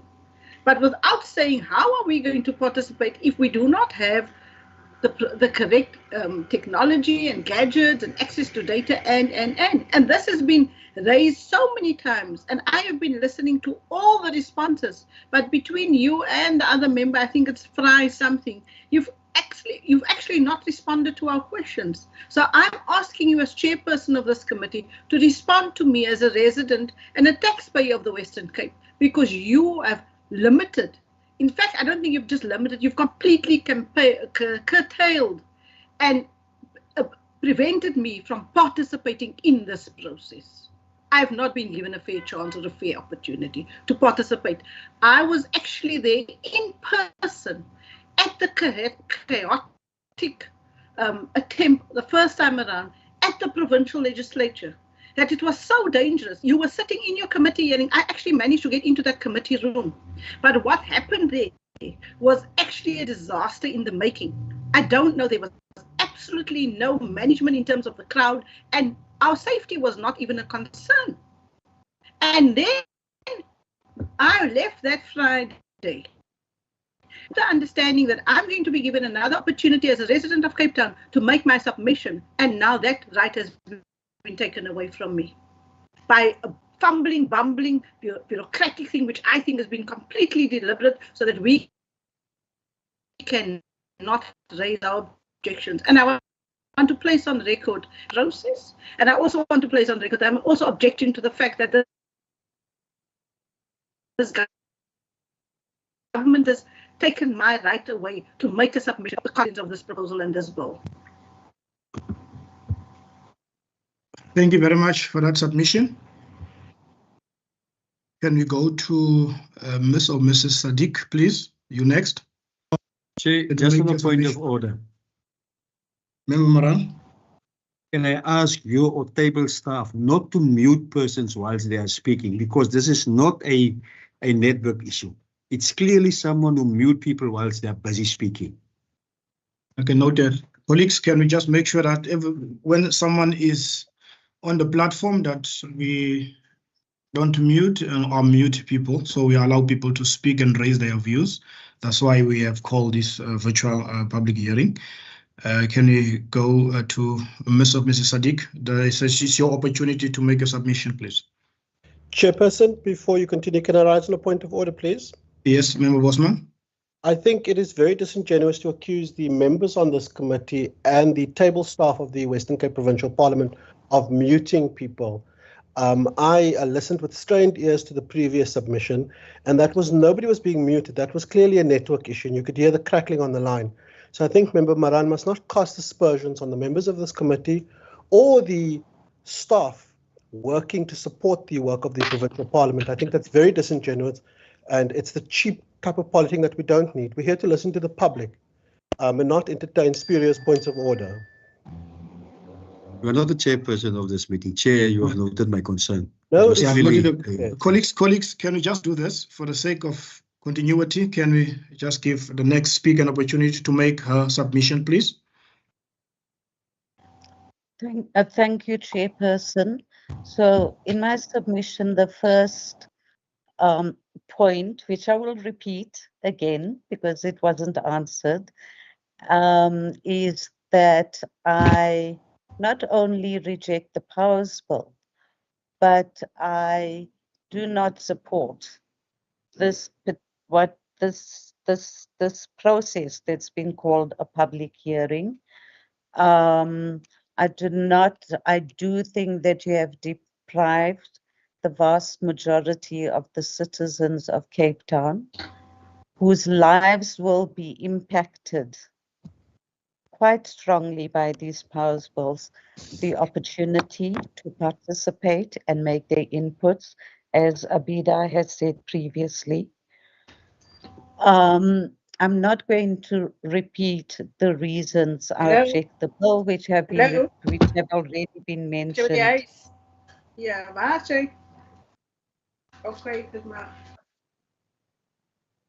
Can I continue? Yeah, sorry for that interjection. You may continue. Okay, so for reasons that have already been said, I do want it noted, number one, that I reject this process and do not consider it a valid process. I do believe that this hearing must be and has to be nullified. Number two, I reject the bill in its totality for all the reasons that have been provided by previous speakers, but I also reject it in honor of the over 20,000 people who gave up their lives fighting for a free, united South Africa that belongs to all who live in it. Those people gave up their lives for the South Africa mentioned in our constitution that you are now trying to undo with the Powers Bill. Thank you. Thank you very much for that submission. Abida, I've recognized you several times, and I would want to give you that opportunity now.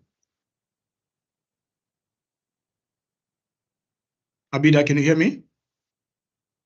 Okay, it's fine. We'll come back to Yes, you. I can hear you, but I've already made my submission just before Safura. Is it? Okay, thank you very much. Then can you go to... how you're listening. Can you just go to Mr. Yuho to make his submission? Thank you.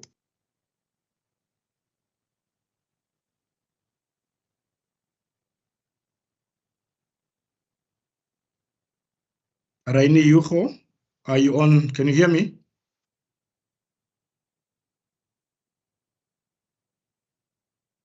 Okay, we'll come back to Mr. Yuho. Can we go to Mr. Bongani to make his submission?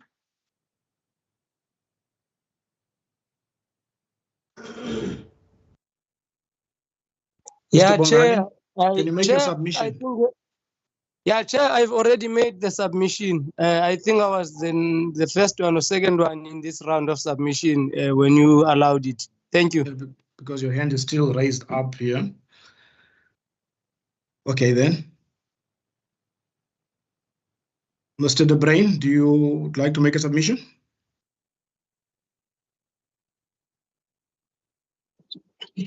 Yeah, thanks, James. Let me just pull over here, then I'll just give it 1 second. Yeah, my name is Mohammed Ibrahim from Kosatu, and I think today we are here just to express our disappointment in this process and also to reject this whole process by all means. Because as Kosatu, what we've seen is just one attempt of this DA government to turn this province into a folk state, and we can't keep quiet while this is happening. Further to that, we want more. The DA want more powers, but the powers that they currently have, they can't even deal with it efficiently. So what purpose will it serve to give you more power but you can't even deal with health and education? In health, you've seen what happened. You've closed the hospital in 2013, 2014. It's now 2024, and the hospital in Manenberg, Heidelberg, in Manenberg, close to Athlone. That hospital was closed down. CS Jooster. And you promised that it will be closed open in the next couple of years. It's now 10 years later, and now we've been informed that they will open it only in somewhere in 2030, 2035. While the people of Manenberg and surrounding areas are suffering, so we're saying, wow, why ask for more powers when you can't even deal with health? If one goes to education per se, you've seen year after year we've got a challenge of people not being placed in schools. That you can't even deal with the education sector. Now you want more power. So Kusatu is saying we reject this bill with the contempt it deserves. We can't allow for this bill to be processed, passed in Parliament, and we will always make sure that we mobilize our measures to ensure that we reject this bill in its totality. Thank you. Thank you very much, Mr. De Bruin. Colleagues, I will just please ask for your indulgence that you go straight to your submission so that we can allow everybody an opportunity to speak. Because we have time on this platform until 8 o'clock, and it's almost 10 to 7 now. And I will just ask for your indulgence in that regard. Thank you very much. Mr. Mali, Bakolise Mali is the next one. Can you please continue or go ahead with your submission?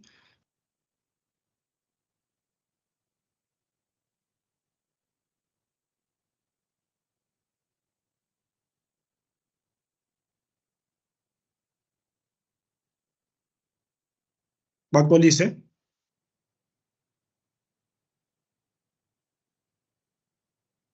Okay, can we go to Patrick to make his submission? Thanks, Chairperson. Thank you very much. Hi, Pingle George from Kailicha, an activist of the ANC, oppose and reject this Western Cape Provincial Powers Bill, B5 2023, because we wage a relentless struggle for decades long, fighting for freedom. So this particular bill seeks to bring us back to the Bantustan type of arrangement. So by saying, Chair, we cannot, in a democratic South Africa, want to bring us a federal state. You can already hear from the various members that the current government here in the Western Cape is currently failing on delivering services to the resident of the city of Cape Town and the Western Cape in the majority. In Khayelitsha, where I reside, we smell feces on a daily basis because of the overflowing drains with feces.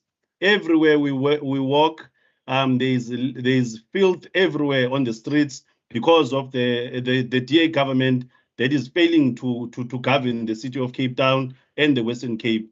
I will not even mention the issue of crime. The issue of crime, the city of Cape Town has a lot of LIP officers that are just driving up and down in Camps Bay. There is nothing that they are doing in the areas where we reside, in Khayelitsha, Philippi, Mitchell's Plain, and all of the poor areas. You would not find them fighting crime, but the current Democratic Alliance government is quick to blame SAPS instead of assisting SAPS. We have CCTV cameras that are across the city of Cape Town, but there is nothing that is being done in terms of repelling crime using these CCTV cameras. But JP Smith is keeping those CCTV cameras only to respond to crime in the CBD. In Khayelitsha, where I live, on a daily basis, we walk across dead bodies on a daily basis. In Philippi, Nyanga, in Mitchell's Plain, and everywhere else where poor people live. There is nothing that the DA government is doing to assist in the fight against crime. And if I can make one example why it is dangerous to allow this bill to be passed, I am part of the safety structures that are currently patrolling the areas within our local communities. This DA government tried in vain to try and ensure that in the provincial constitution that the CPFs are removed, that there is no CPF that is going to be recognized by the provincial government. This is what the DA government has been trying to do for the past 2 years and failed to do that. So if we allow the DA government to pass this bill, it will indeed create its own laws in this country, and it will not recognize any laws that are recognized by the national constitution of this country. And as such, I want to say that I, Pinile George, reject this bill. Thanks, Chair. Thank you very much for that submission. Can we go to Mr. Fritz? Can you please continue to make your submission? Thank you very much. Okay, thank you so much, Chairperson. Before I begin, I would like to just encourage the previous speaker to make use of the ward committee because we are currently busy with facilitating proposed water locations. And the ward committee can then apply for the CCTV cameras to the city of Cape Town, just for him to do that as well. Chairperson, I would like to just submit a following submission regarding this bill.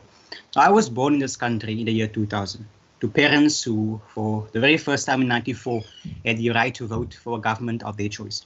My parents and family, like millions of Africans, stood behind the ANC and elected Ubaba Mandiba to be our first black leader, to be democratically elected by the masses to be our president of the Republic of South Africa. Now, Chairperson, 30 years later, our country can be assumed to be on the brink of being called a failed state. With this in mind, Chairperson, on behalf of all my peers of Eerste who want a safe country or province, who want to have access to better, safer, and cheaper and more reliable public transport and energy security as well, I'd like to submit the following submission. Chair, while I agree with many of the residents of the province about the numbers in this forum currently, I would like to ask you, Chair, and the Western Cape Provincial Parliament to not only go to Mitchell's Plain, Gugulethu, Khayelitsha, but also go to other remaining areas if you will continue with this public process. Come to Eerste as well, because our people need to travel almost 45 minutes to get to the provincial legislatures. So please also take in consideration people of Eerste, Kuilsrivier, but also Makassar when you want a public participation process in our northern corridor suburbs as well, Chair. According to Section 205 of the Constitution of South Africa, SAPS to do the following. They must prevent, combat, and investigate crime, maintain public order, protect and secure the inhabitants of the Republic and their property, and uphold and enforce the law. With its missions being the following: to prevent and combating anything that may threaten the safety and security of any community, investigate any crime that threatens the safety and security of our community, ensure offenders are brought to justice, and participate in efforts to address the root causes of crime. Now, in all honesty, none of these things have been done today, because even though I live across a police station here in my community, I still don't feel any more safer.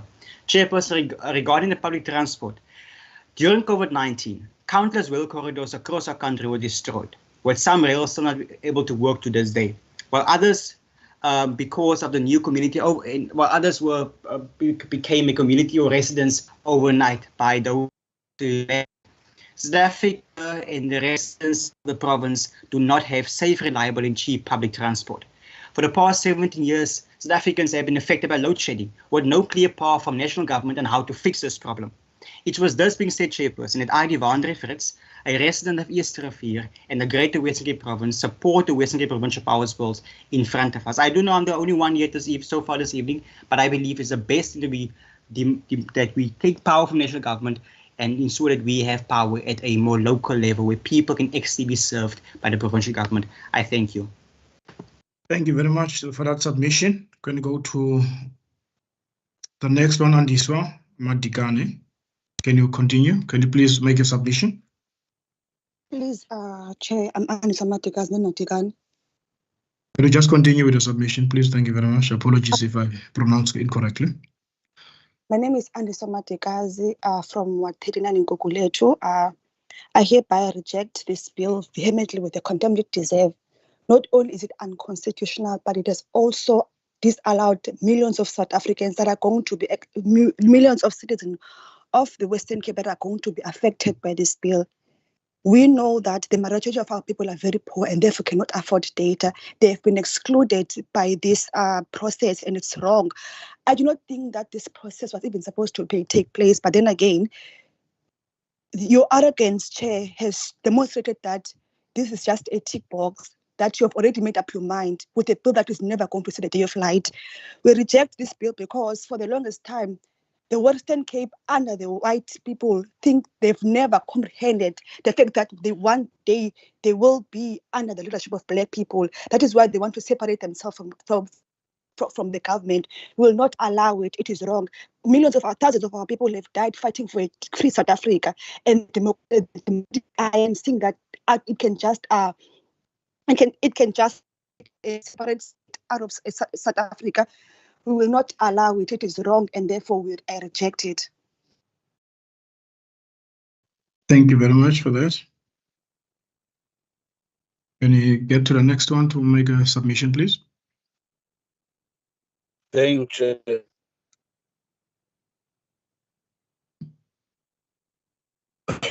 T. Nikido from the African National Congress, Dalauma region, City of Cape Town. Chair, let me start on the issue of process.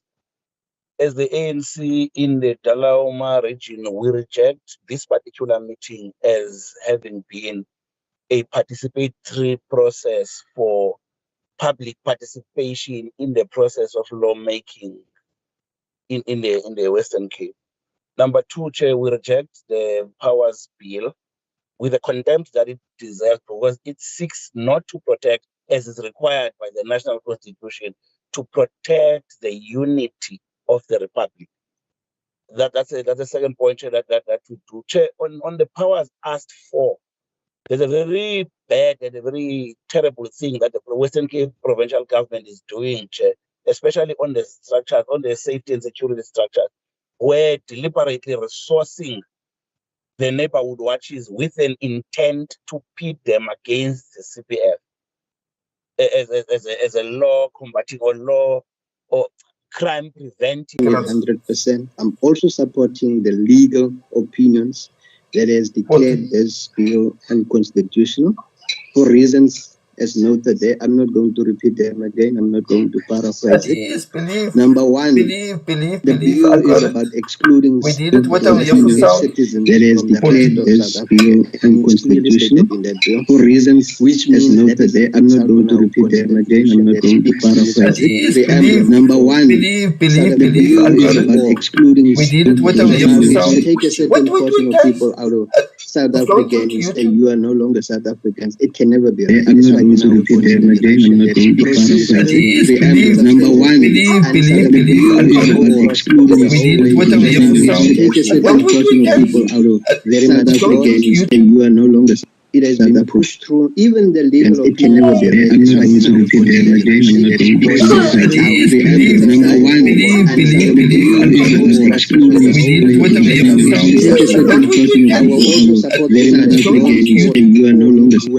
been pushed through even the legal opinion.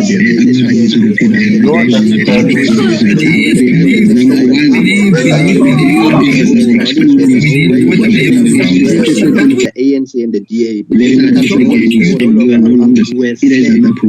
Even the legal that is a blatant lie, for which also that is also my I reason for deleted the rejecting sound. this Well, bill, why did it because capture it has my been very microphone? selectively applied.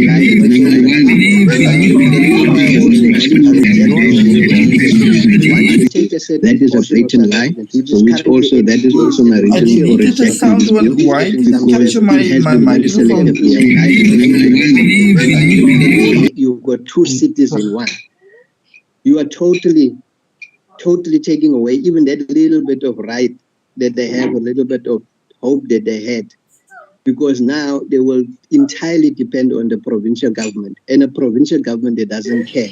You are totally taking away even that little bit of right that they have, a little bit of hope that they had, because now they will entirely depend on the provincial government, and a provincial government that doesn't care. You are totally taking away even that little bit of right that they have, a little bit of hope that they had, because now they will entirely depend on the provincial government, and a provincial government that doesn't care. You are totally taking away even that little bit of right that they have, a little bit of hope that they had, because now they will entirely depend on the provincial government, and a provincial government that doesn't care. You are totally taking away even that little bit of right that they have, a little bit of hope that they had, because now they will entirely depend on the provincial government, and a provincial government that doesn't care. You are totally taking away even that little bit of right that they have, a little bit of hope that they had, because now they will entirely depend on the provincial. Give you 5 seconds. Sure. No. 1 minute. That is so. Quite quickly, man.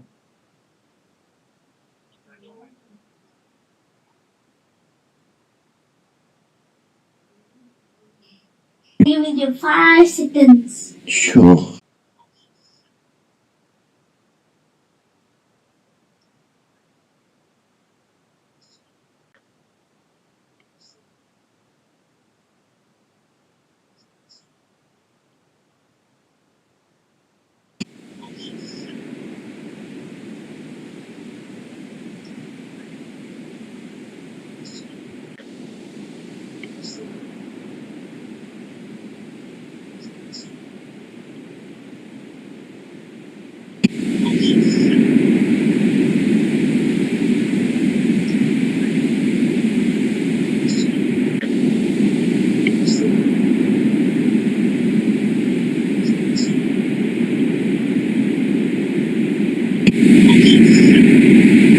Failed because the DA has been governing the Western Cape. Looking at what the ANC has done compared to what the DA-led government has done, failed in terms of because the DA has been governing the Western Cape. Looking at what the ANC has done compared to what the DA-led government has done, failed in terms of because the DA has been governing the Western Cape. Looking at what the ANC has done compared to what the DA-led government has done, failed in terms of because it is led by ANC.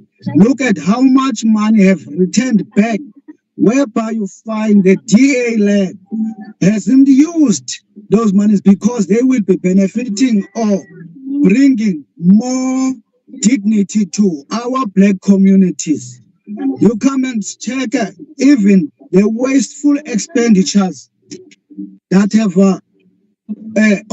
conquered under the DA-led. Coming to the transport, you've seen how much havoc the DA-led in this Western province have caused, taking the black businesses, the black own businesses, which makes our own people to be more sustaining, more richer, but the DA have caused. Do you see the strikes that have happened because of the DA? That is why you are saying that the DA, according to this bill, wants to have more powers, whereby your Helen Zille, the mother of the DA, has said before that they will be driving away all the black people in this Western Cape. She was prepared to give them a 2 rand for Padkos. Now you are trying now to bring back that, and that will not be allowed. And Chair, I strongly reject this bill.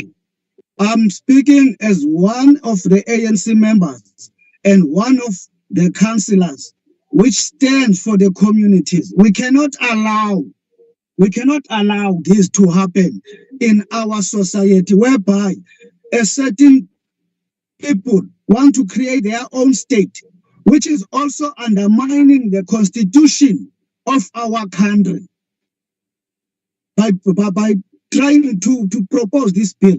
You are undermining the constitution. You must be held liable, the DA. This wasteful, all these public hearings, they are the waste because they were stipulated that they are unconstitutional.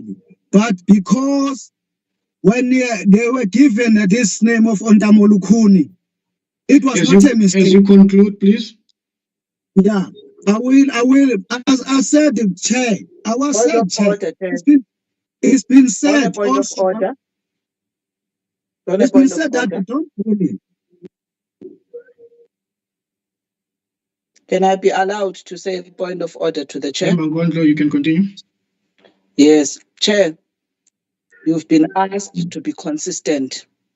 And I'm asking you as a member of the ad hoc committee to really be consistent. You've been allowing other people to speak open-endedly without reminding them to wrap up. So do the same with everybody that is speaking in the platform. I beg you. Thank you. I think the speaker, the chairperson has maybe he is tired, but he is also biased because he listens to other people saying 15 minutes because they are saying what he wants to hear. But we strongly say that we reject this bill because it brings oppression to our people, because the white monopoly wants to control everything. You've been in power in this Western Cape, but nothing has changed. We are going back to apartheid. This is what you want to bring. This Western Cape will not be an Orania. You are not going to do your Orania thing here in the Western Cape. We reject, it has been rejected in all the regions, even to say that we don't want it. And after this has been, you are going to pay all these costs that you have wasted. Thank you. We rejected this. We are not going to hear it anymore. And if you must take into consideration that this engagement should have not have happened, because this is wrong, whereby wena uvalela abantu bethu ngaphandle. Enkosi. Thank you very much. Can I recognize Lynn Abrams?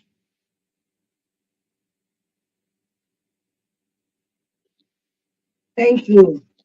My name is Lynn Abrams, and I am living on the Cape Flats. First of all, I want to state that I reject this bill with all the contempt that it deserves.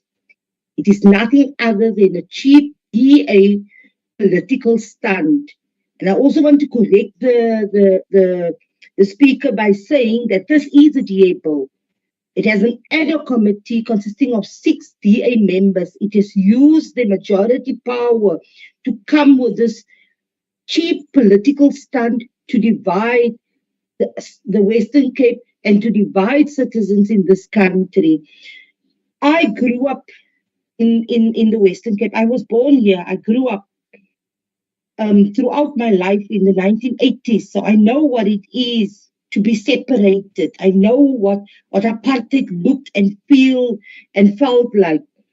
For the past 30 years of our democracy, for the majority of the part of this 30 years, I have lived in a province controlled by the DA. Now, I'm not quite sure where the previous speaker who spoke about what the DA has done and all of that, where that speaker lives or gets her information from. But from where I'm standing, I cannot see how the DA has, in the past years, improved the lives and the livelihoods of people, especially on the Cape Flats, even when it comes to crime. I fail to see that and to understand that. Currently, the Western Cape government has a constitution wherein certain rights or provisions are made available to them. In Chapter 8 on policing, they have certain powers even there. Have they enforced any of those powers to protect the lives of the poor citizens of this province, and particularly the city of Cape Town? No, they have failed to do so over and over and over again. This bill, like any other bill or any other policy or legislation that comes through the hands of the DA, is anti-poor. It must be seen as anti-poor, it must be understood as anti-poor, and it must be understood that it will never benefit the residents of the city of Cape Town or the Western Cape in its broader form. So I'm not quite sure. If you look at the lead forces, just over the December period, the speaker spoke about how crime has been reduced. Delft remains the highest crime capital in South Africa. Kraaifontein, all the areas mentioned by the speaker. What is leaf officers? I'm still asking myself, what is leaf officers doing? Over the December period, the DA has spent billions on protecting tourists and tourist sites, whereas in our communities, people are killed there every single day. And blaming the ANC government or national or SEP for that, it's not even funny anymore, because they too have powers to ensure visibility and things like that. The bill seeks or the bill says that it wants to protect the people of the Western Cape against the ANC failure. Now, who protects the poor from DA failure in the city of Cape Town, in the Western Cape? I mean, if you look at it, sadly, this platform that is being created is also a platform that is not created for the poorest of the poor to speak up and to voice their opinions of the lived realities and experience under a DA-led Western Cape government. If you look at our education system, look at our health system, look at our clinics, our children are being forced dropped out. And to some extent, and maybe I can also understand that the DA, who don't understand the lives of the poor, who don't understand our experiences as the poor, would never be able to properly prescribe legislation that speaks in our favor as the poor community. So you would understand that whenever they bills and stuff, when they speak about these legislations or the pieces of legislation, it has in mind a particular public. It has in mind a particular audience, and that audience or public is not the poor. It is those who are rich or those who are white that the DA mainly work for. So at the end of the day, this legislation, it's like a previous speaker said, it's nothing but creating division. But I also want to come and say that the Western Cape government and the city of Cape Town, for that matter, who don't understand the lives of poor people, who don't understand, they cannot associate with the experiences of people. The very same people is meant to prescribe things that is not. If you look at the way they understand crime in South Africa, Crime is a byproduct of socioeconomic ills that is playing out. If you look at the backlog in housing, if you look at forced dropouts on the Cape Flats of our children from schools, it's a failure of the DA, and the DA must account for that particular failure. But sadly, in their understanding of poor and poorer communities, and in their understanding of what is best for us, they think and they zoom in and they zoom through a privileged lens that does exclude the poorest of the poor. This platform excludes the poorest of the poor. If you look at the people in this platform, mainly people who are working class, people who can afford Wi-Fi and all of that, the most important people is not here. So if the DA is also serious about the evolution of powers, why don't they give the powers of the education or health powers or any other powers there? Why don't they escalate it even down to the city of Cape Town? Because I'm sure at some level, the city of Cape Town might do a better job than the Western Cape government. If you look at the Western Cape government when it comes to cultural landscape even, they have failed over and over and over to create a Western Cape government that shows an inclusive representation of our history and our past and our experiences. They have failed to do so. Now they want more powers, and to do exactly what were those powers?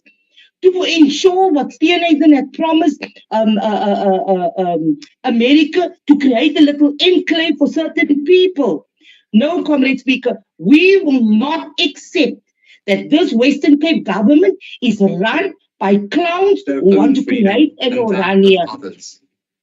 When these groups tell our children that they cannot and will not secede because of who they are, when they tell children that the system is rigged against them, what is happening now? This is not only. Chair, what's happening? Can I be protected, please? Sorry for Member that Bosman, interruption, Chair. It's Member Bosman. All Bosman. Member Bosman is out of order. He must go on mute. No, it's not Member Bosman, Chairperson. Colleagues, can we just do this? It was. It came from him. He had a device which is on. Which It was is not visible. Member Bosman, Chair. Colleagues, No. please, Excuse, man. There is a chair. Can I just do this? It's muted now. Can you allow the speaker to continue? Thank you very much. So what I'm saying in conclusion, that this is nothing other than a cheap political stunt. The DA has messed up. They have failed our communities over and over again. The powers that they've already have in certain areas, health, education, and even to some extent policing, visibility and all of that, they have failed to do that. The DA must still come and explain to us exactly what the functions of the lead officers are, when every weekend we have funerals of our children being buried because of their failure also to ensure. If you look at budgets, skewed budgets, all of these things, it's the way the DA uses all of these things to create a scenario of ANC failure at the national level.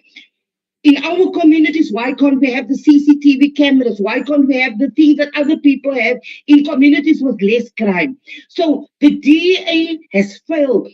Things in Dal, for example, poor roads is one of the things that leads to hijackings and killings. And the DA is responsible for roads and infrastructure in those areas. What do? They don't service our communities, but yet they want to come with cheap politics and to implement a bill that will not only separate us, but also a bill that we clearly know that will come out as anti-poor in its implementation. Thank you very much. Thank you very much for that submission. Can you go to Nuran, please, to make her or his submission? Can you allow the next speaker to make a submission, please? Can I speak, Chair? Yeah, continue simming there abantu basalele kubekeka. Chairperson, I just we are here, sorry, Chair, we are here, we have raised our hands here in numbers. So I think the second person, Ubanzi, must be the one that speaks, so that we don't speak with J. Thank you, Chair. Banzi, are you on the online? I'm here. I'm here. Who's here? I am Nuran. Okay, Nuran, thank you for coming. Yeah. You may continue. Thank you very much. I couldn't unmute. Before I Sorry, start, the one being handed because you were saying I must come in. yeah. No, but we got hold of Nuran, which she was first, can you raise and a then point we'll of come back order? to you after her. Chair, may I raise a point of order on you, please? No, Chief, I'm not going to entertain any point of orders. There's a speaker now. And No, she's just allow me, online. Chair, because I need to correct your language here. You are saying abantu balele, we are not asleep, Chair. Until now, figures, please, man. Please, Can you just allow the speaker? To us, you You had your opportunity. You are taking away an opportunity of other people to contribute. You've made your contribution, and I think it's only fair that you allow other people who have not had an opportunity to speak. I'm raising a to point have of that order, thing. Chair. It's a procedural issue. I'm raising a point of order. Please watch your language. We are not sleeping here. Point noted. Can we just, Nuran, can you continue, please? Thank you. What's your language, Chair? Yeah. Nuran, can you please continue? Yes. Can you hear me? Loud and clear. Continue, ma'am. Okay. Thank you. Before I start, I just want to know. Very interesting that you closed down the legislator public participation because it was too small.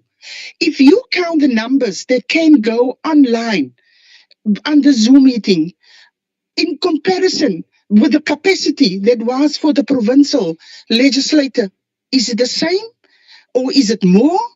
I would love to know that, because you know what? You violated a freedom charter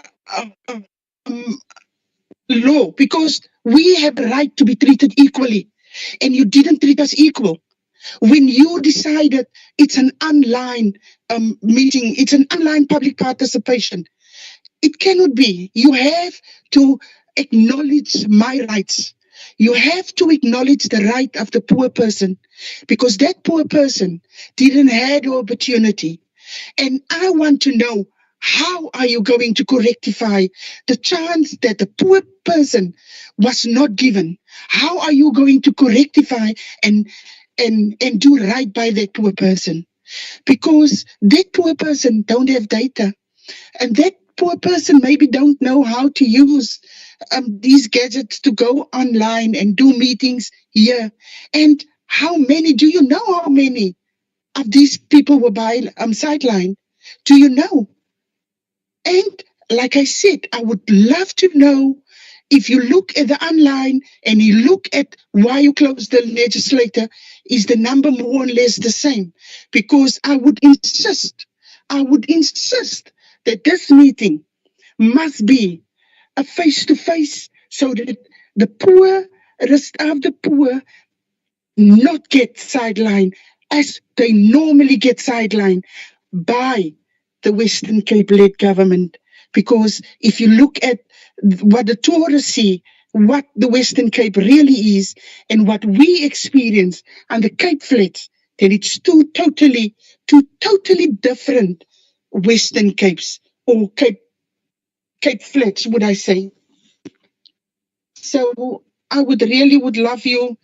You cannot exclude the people, and you cannot create an expectation, because that is what you did. You created an expectation when you told me that the legislature is too small and you are going to look for a bigger venue. I was looking out to be in a bigger venue. That was the expectation that you created, and you are not fulfilling your expectation towards me. So I insist that you create that expectation, that you meet that expectation. And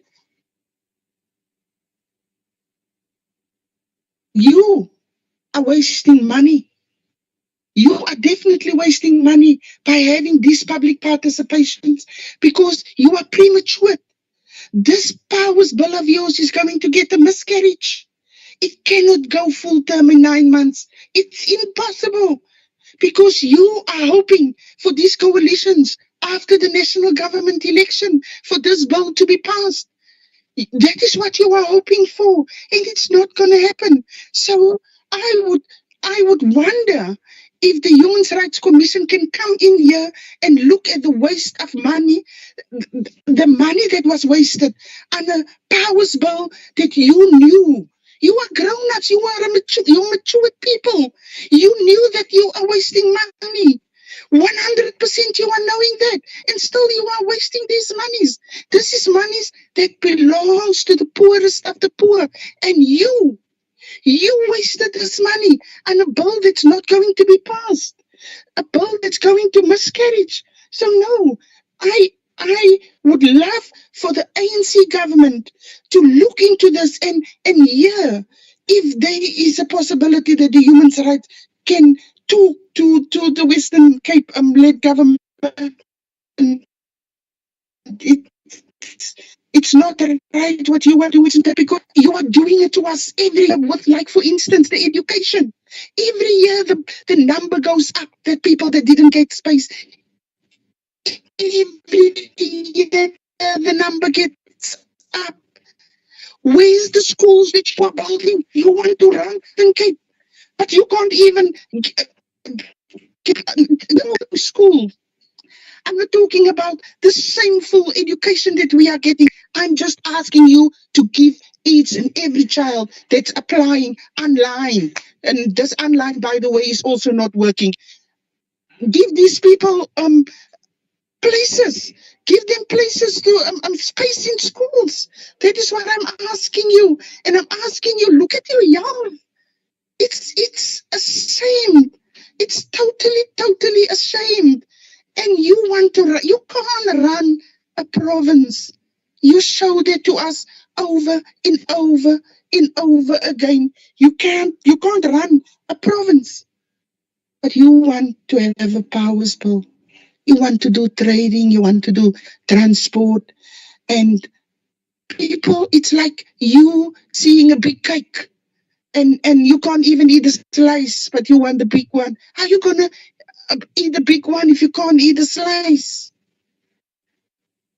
And I want to thank you for the opportunity to reject this powers bill of yours. I can't accept this powers bill of yours.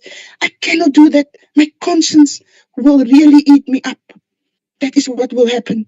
And before I say goodbye, I want to use this opportunity to say, from the river to the sea, Palestine will be free, because we must remember that even the Western Cape is rejecting the people that get genocide in Palestine. You have hands and blood. You have blood on your hands. Thank you much for that submission, colleagues. It's 8 on my clock, and I see there's about 8 speakers that still needs to make that submission, and I don't want to leave them outside. And I would like to beg for your indulgence that we allow them an opportunity to make their submissions.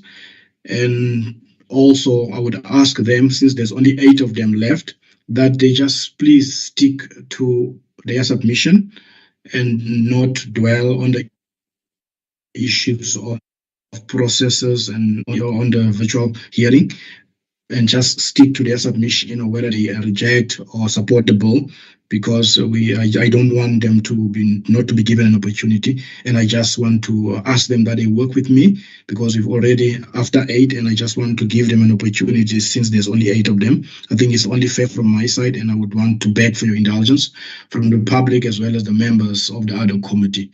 Can we go to Ubanzi? Thank you very much. No, thank you very much, Chair, and thank you for the opportunity that you are providing. I will work the same way that you have utilized the process when it comes to the great masses of Cape Town who are being rejected in this process. Firstly, I want to reject the process.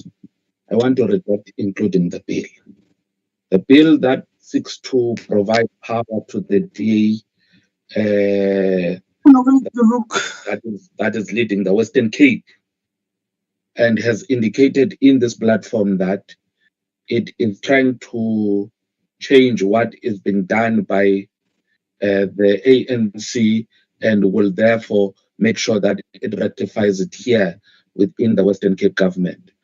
We see the process of the DA that says it wants to bring massive protection within the people of the Western Cape through the process or the program of LEAP that they deem as a progressive move for the people of the Western Cape and the people of the city of Cape Town.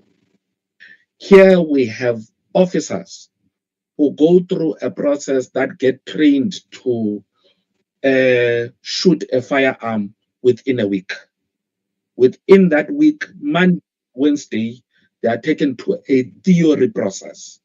On Thursday, for the first time, they get to shoot a gun.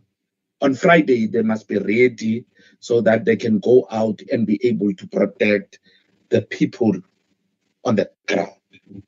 This simply tells you that what you see and deem is being done because it's the same problem that you are working towards utilizing within Western Cape. You speak about making sure that you are going to improve the transport system.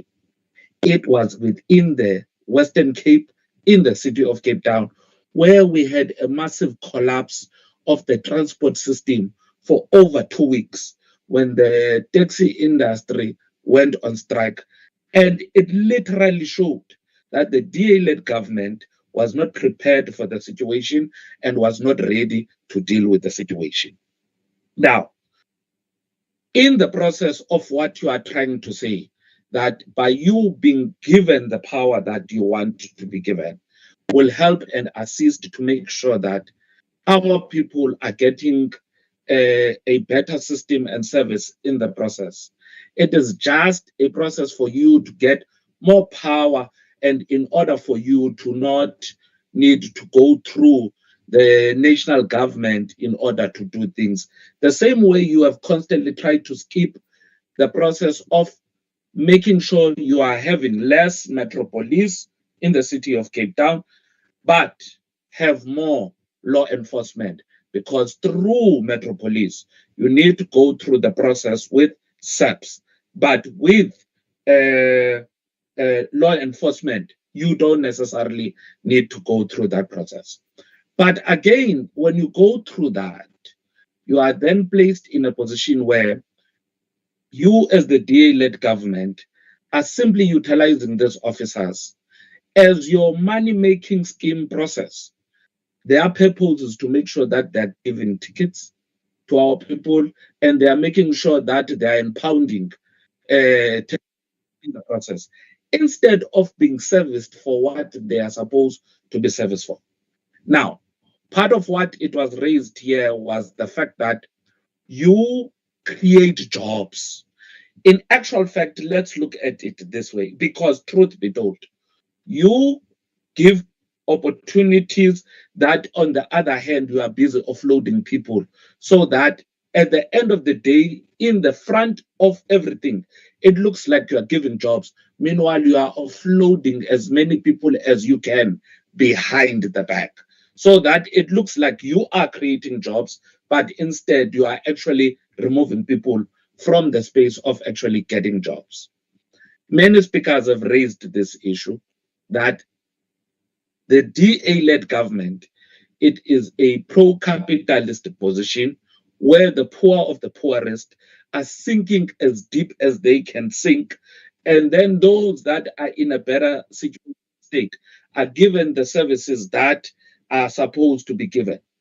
We are not going to be coming here and tiptoeing around the fact that it is a bill of the DA. In as much as, Chair, you have come out and said it is the bill of the ad hoc. The ad hoc is majority led by the DA, and the opposition has been forced through this process so that you can have the powers bill in order for you to make sure that you are giving your blue book process a platform in order for it to do what it wants to do here. Sewage is not treated well. Solid waste, you had places that massively collapsed within the festive season process and right through even this year, places that are looking like pigsties. and you as the DA have failed in making sure that these things are being done.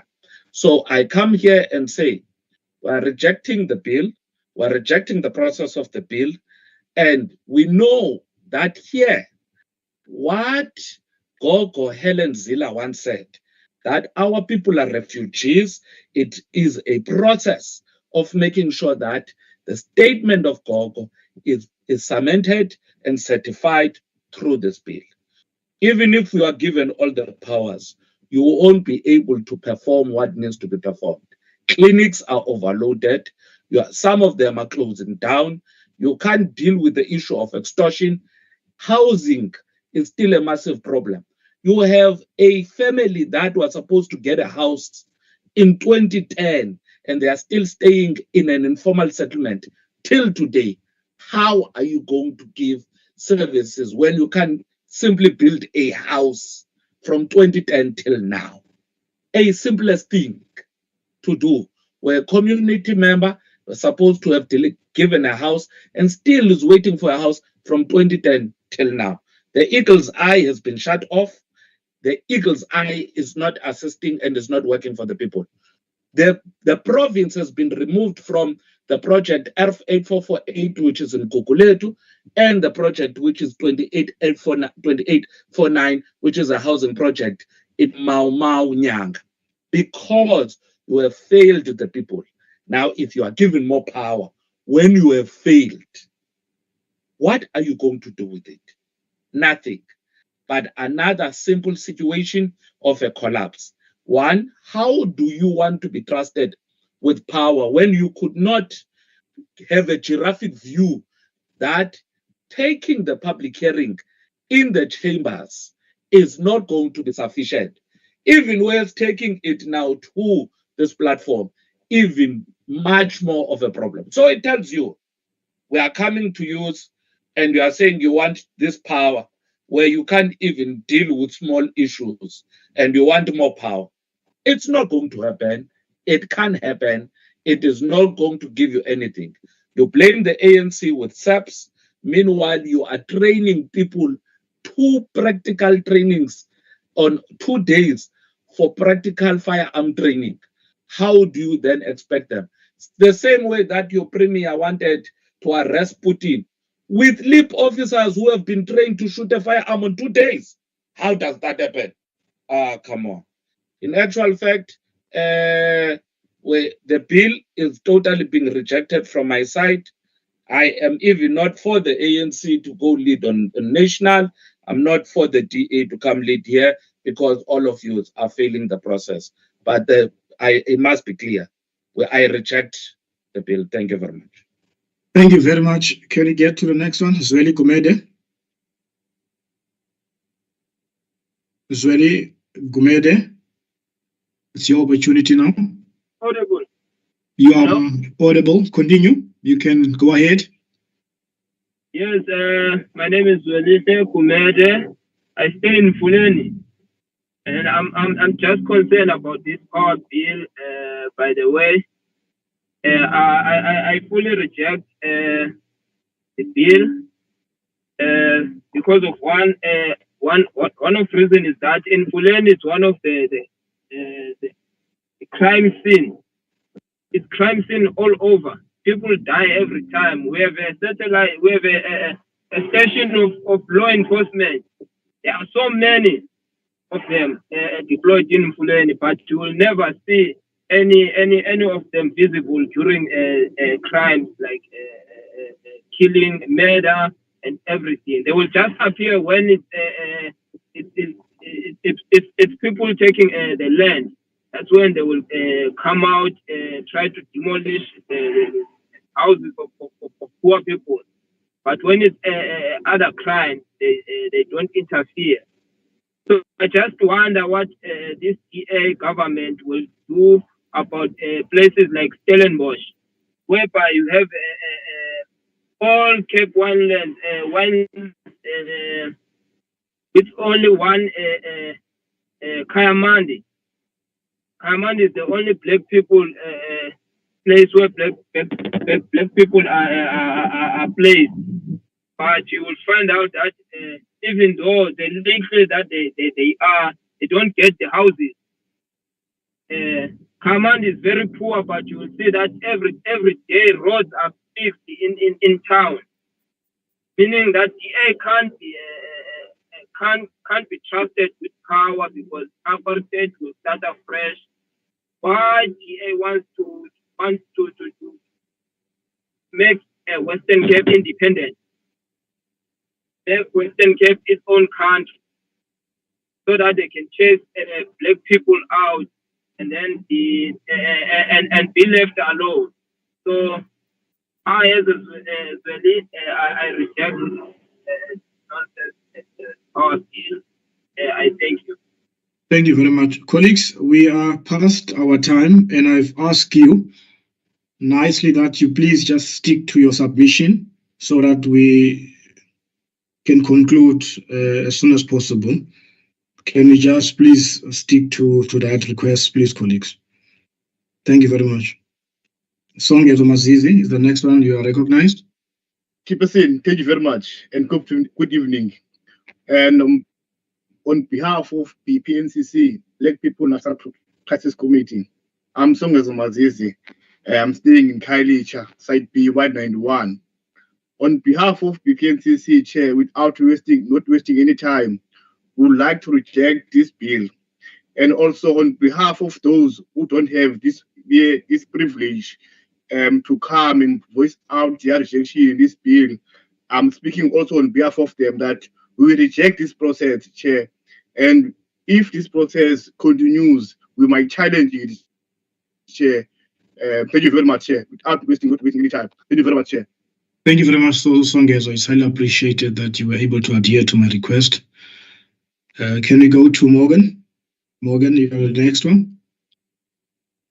Good evening, Chair, and all in attendance.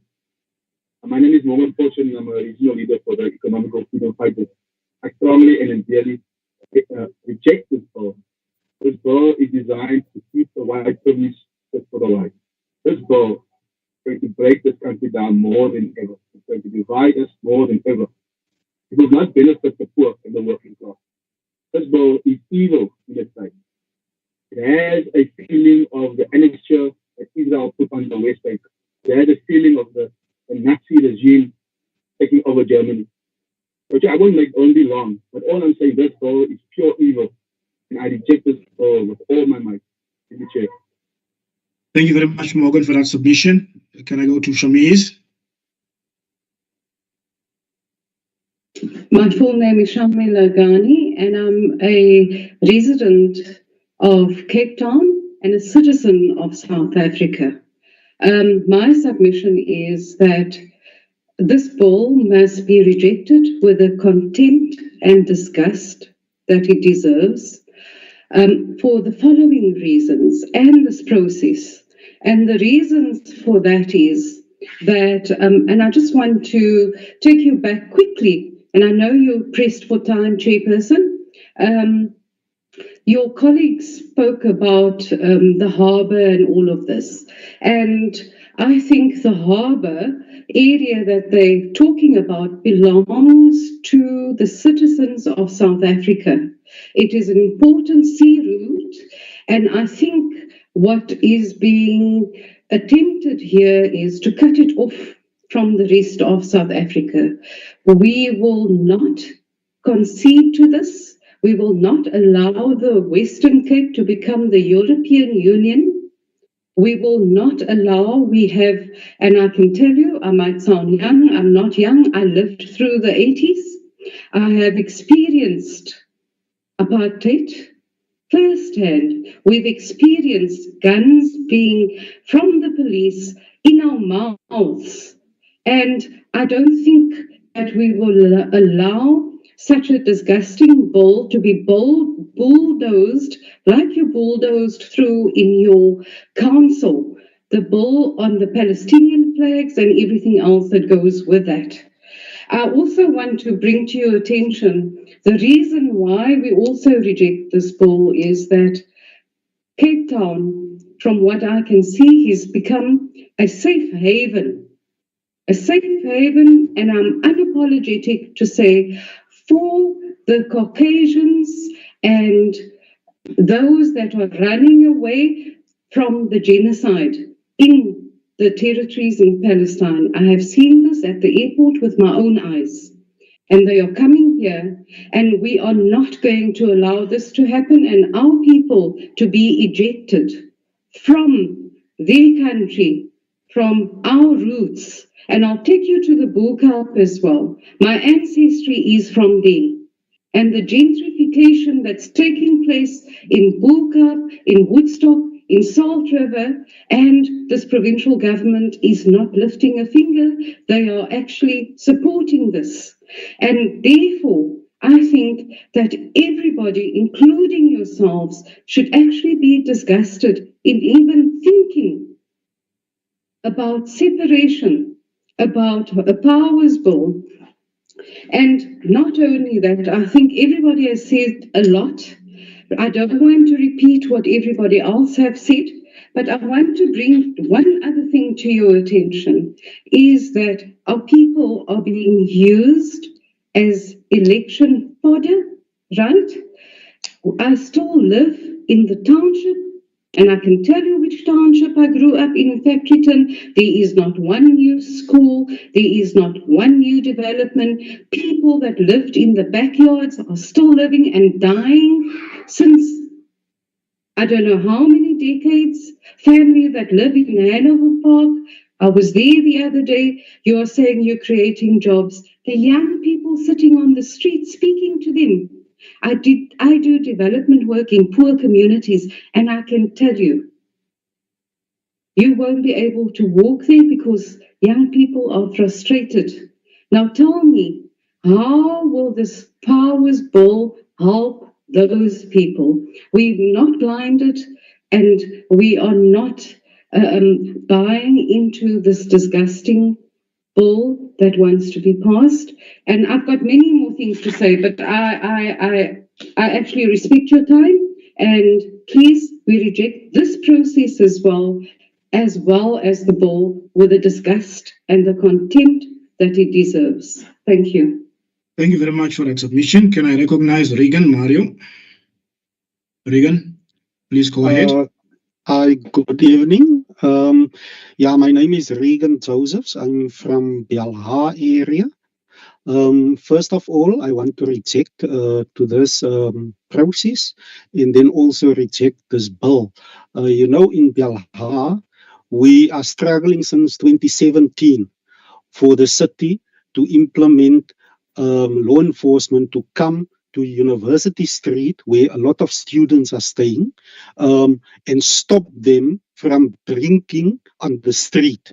The city can't even do that. They can't even send law enforcement to remove these students that are sitting, drinking in the open, and also urinating, releasing themselves in the public. That is all bylaws that the city are supposed to implement. We have sent a lot of complaints to their number. We have references for many years. We have references. The city haven't done that, but now the city want more power. The city can't build schools by us. They rezone all our school areas for housing developments. So the city is not working for Belha area. So on that grounds, Mr. Chair, we in Belha reject this bill. Thank you. Thank you very much for that submission. Can we recognize Sibongile? Thank you, Chairperson. I'm Sibongile Kwazi, and I am a member of COSATU, a resident of Peru. And I want to put it on record that I reject this bill with the contempt it deserves. The DA-led city of Cape Town has failed the citizens of this city. You are busy now trying to create a federal state by entrenching the two economies in this province. I don't know where these people who are supporting this bill reside, or they are cocooned in their safe havens. For us who move around, we know that the city of Cape Town is the meta capital of South Africa. You have your LIP officers who are supposed to safeguard the citizens. What are they doing? You will find them during load shedding, controlling the traffic in your affluent areas, while people are killing each other in the poorer areas. The DA-led government of the Western Cape is busy creating criminals. I will support that by saying that we are currently sitting with many unplaced learners, which is increasing. There's an increase every year, while the Western Cape-led government has their Western Cape Schools Act, where they are supposed to ensure that there is provision of education for all. In this city, we have schools that are housing very few learners, while we have unplaced learners. You are unable even to persuade those schools to open up their doors to accommodate everyone, yet you want more powers. On the issue of transport, some have really tried to convince us that the transport system in the city of Cape Town and also in George, for instance, where the DA leads, is the best. Best for whom? Is it the best for the Khayelitsha residents? Is it the best for people living in Mfuleni? Is it the best for the residents of Philippi? So if you are taking these powers, if we allow you to pass this powers bill, it means that we are entrenching federalism. We are entrenching the two economy city. What you are doing here is to make the richer more safer, not caring for the poor working class of this city. I could say a lot, but let me pause there. Thank you. Thank you very much. I see Mandla from Sanko. You are next, but I think you have spoken more than once. Is there something that you want to add? Thank you very much. The first time I spoke, Chair, I spoke on the legality of this process. Okay. Now continue. Continue, class. Thank you, Chairperson. Chairperson, I just want to also to reject this powers bill with the contempt it deserves. Chairperson, you are failing to recognize the inconstitutionality of this powers bill. Chair, the DA government is aiming to reverse the gains made by those who suffered under the past injustices. And the DA government is failing to recognize those past injustices. What the DA-led government, Chairperson, seeks to achieve is to isolate the Western Cape from the rest of the country, which that alone is unconstitutional, because in the constitution of the South Africa, in its preamble, it says South Africa belongs to all who live in it, black and white. And this DA-led government is failing to recognize that. Chairperson, the other speakers, if you can notice, the majority of speakers, though we are so few in this platform, the majority of speakers have rejected this bill, as I am also raising that rejection of this bill. The DA-led government, each and every year, is returning some monies to the national treasurer unspent, especially on housing development. Chairperson, just recently on the transport, the DA-led government wanted devolution of powers to be given to the provincial government. Let me speak about transport. You are saying that the ANC national government is failing on providing public transport and efficient transport to the public of the Western Cape, but that is not true. I want to say that blatantly clear. That is not true. It is only the DA government that is failing the people of the Western Cape. I think last year, Chair, the Minister of Transport was Minister Fikile Mbalula. He raised the issue and gave timelines of removing people who are occupying the railway stations from Langa and Kailicha and Philippi. And there was a land that was bought by the national government to relocate those people to that particular land on the Philip Wedge. And the DA-led government is delaying that process. Yet you want the devolution of powers to be given to you. So we are rejecting this. Chairperson, let me say and point you to the section of the Constitution that I referred you when I was first speaking, on the chapter 4 of the Constitution, on section 44, subsection 2. It says Parliament may intervene by passing legislation in accordance with section 76 of 1 with regard to a matter falling within a functional area listed in Schedule 5 when it is necessary. So on the bracket E, on that subsection 2, Chairperson, it says the Parliament may also intervene to prevent unreasonable action taken by a province which is prejudicial to the interest of another or to the country as a whole. Chairperson, if this bill you are forcing it to be adopted, because as you can see, we have few participants on this platform, but the majority of the citizens of the city of Cape Town are not here as we are speaking. If you are forcing to pass this bill, then we'll ask the National Assembly to invoke this section or chapter 4 of the Constitution and subsection 44, so that it can intervene in what you are trying to do in the Western Cape.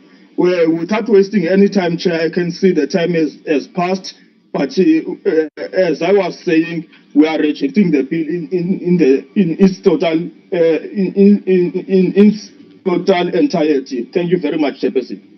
Thank you very much for that submission. We have reached our last speaker. Patrick, you are the last speaker. Thank you very much. The floor is yours.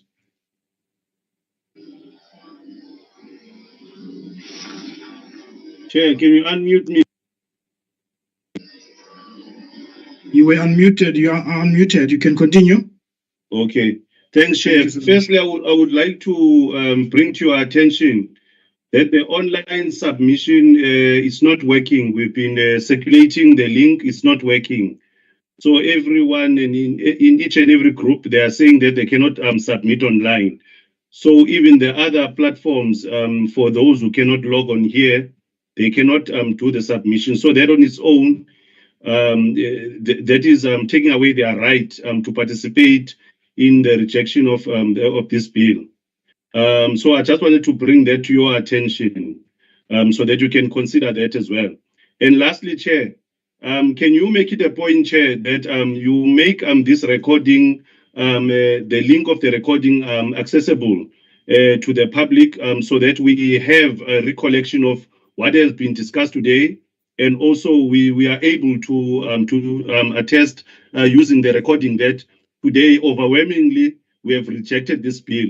So I just wanted to make those two requests for you to look at those online submissions. Thanks, Chair. Okay, colleagues, we have come to our last speaker, and I think that the administration is listening, and whether what you have requested is doable, then they will attend to it. But colleague, allow me to thank each and every one of you for your contribution and submissions and questions since we have started at 6 o'clock, especially the public. And to the members of the other committee, thank you very much for your indulgence. And we have reached our last public participation. And then surely we are going to look at what everybody has said since we started in Worcester up to now. And then with those few words, colleagues, I won't waste any of your time. Thank you very much for gracing us with your presence and for being honest and for being robust in raising your views, particularly on this particular bill. Then from my side as the chairperson of other committee, I would want to wish you a blessed weekend. Have a lovely evening. Until we meet again. Enkosi kakhulu. Meeting adjourned. Thank you. Thank you, Chairperson. Thank you, Chair. Thank you, Chair. Free Palestine. Free Palestine. From Good the night, river to the sea, Member Palestine will Bosman. be free. Free Palestine. Free Jay, Palestine. you handled it well. From the river to the sea. Palestine.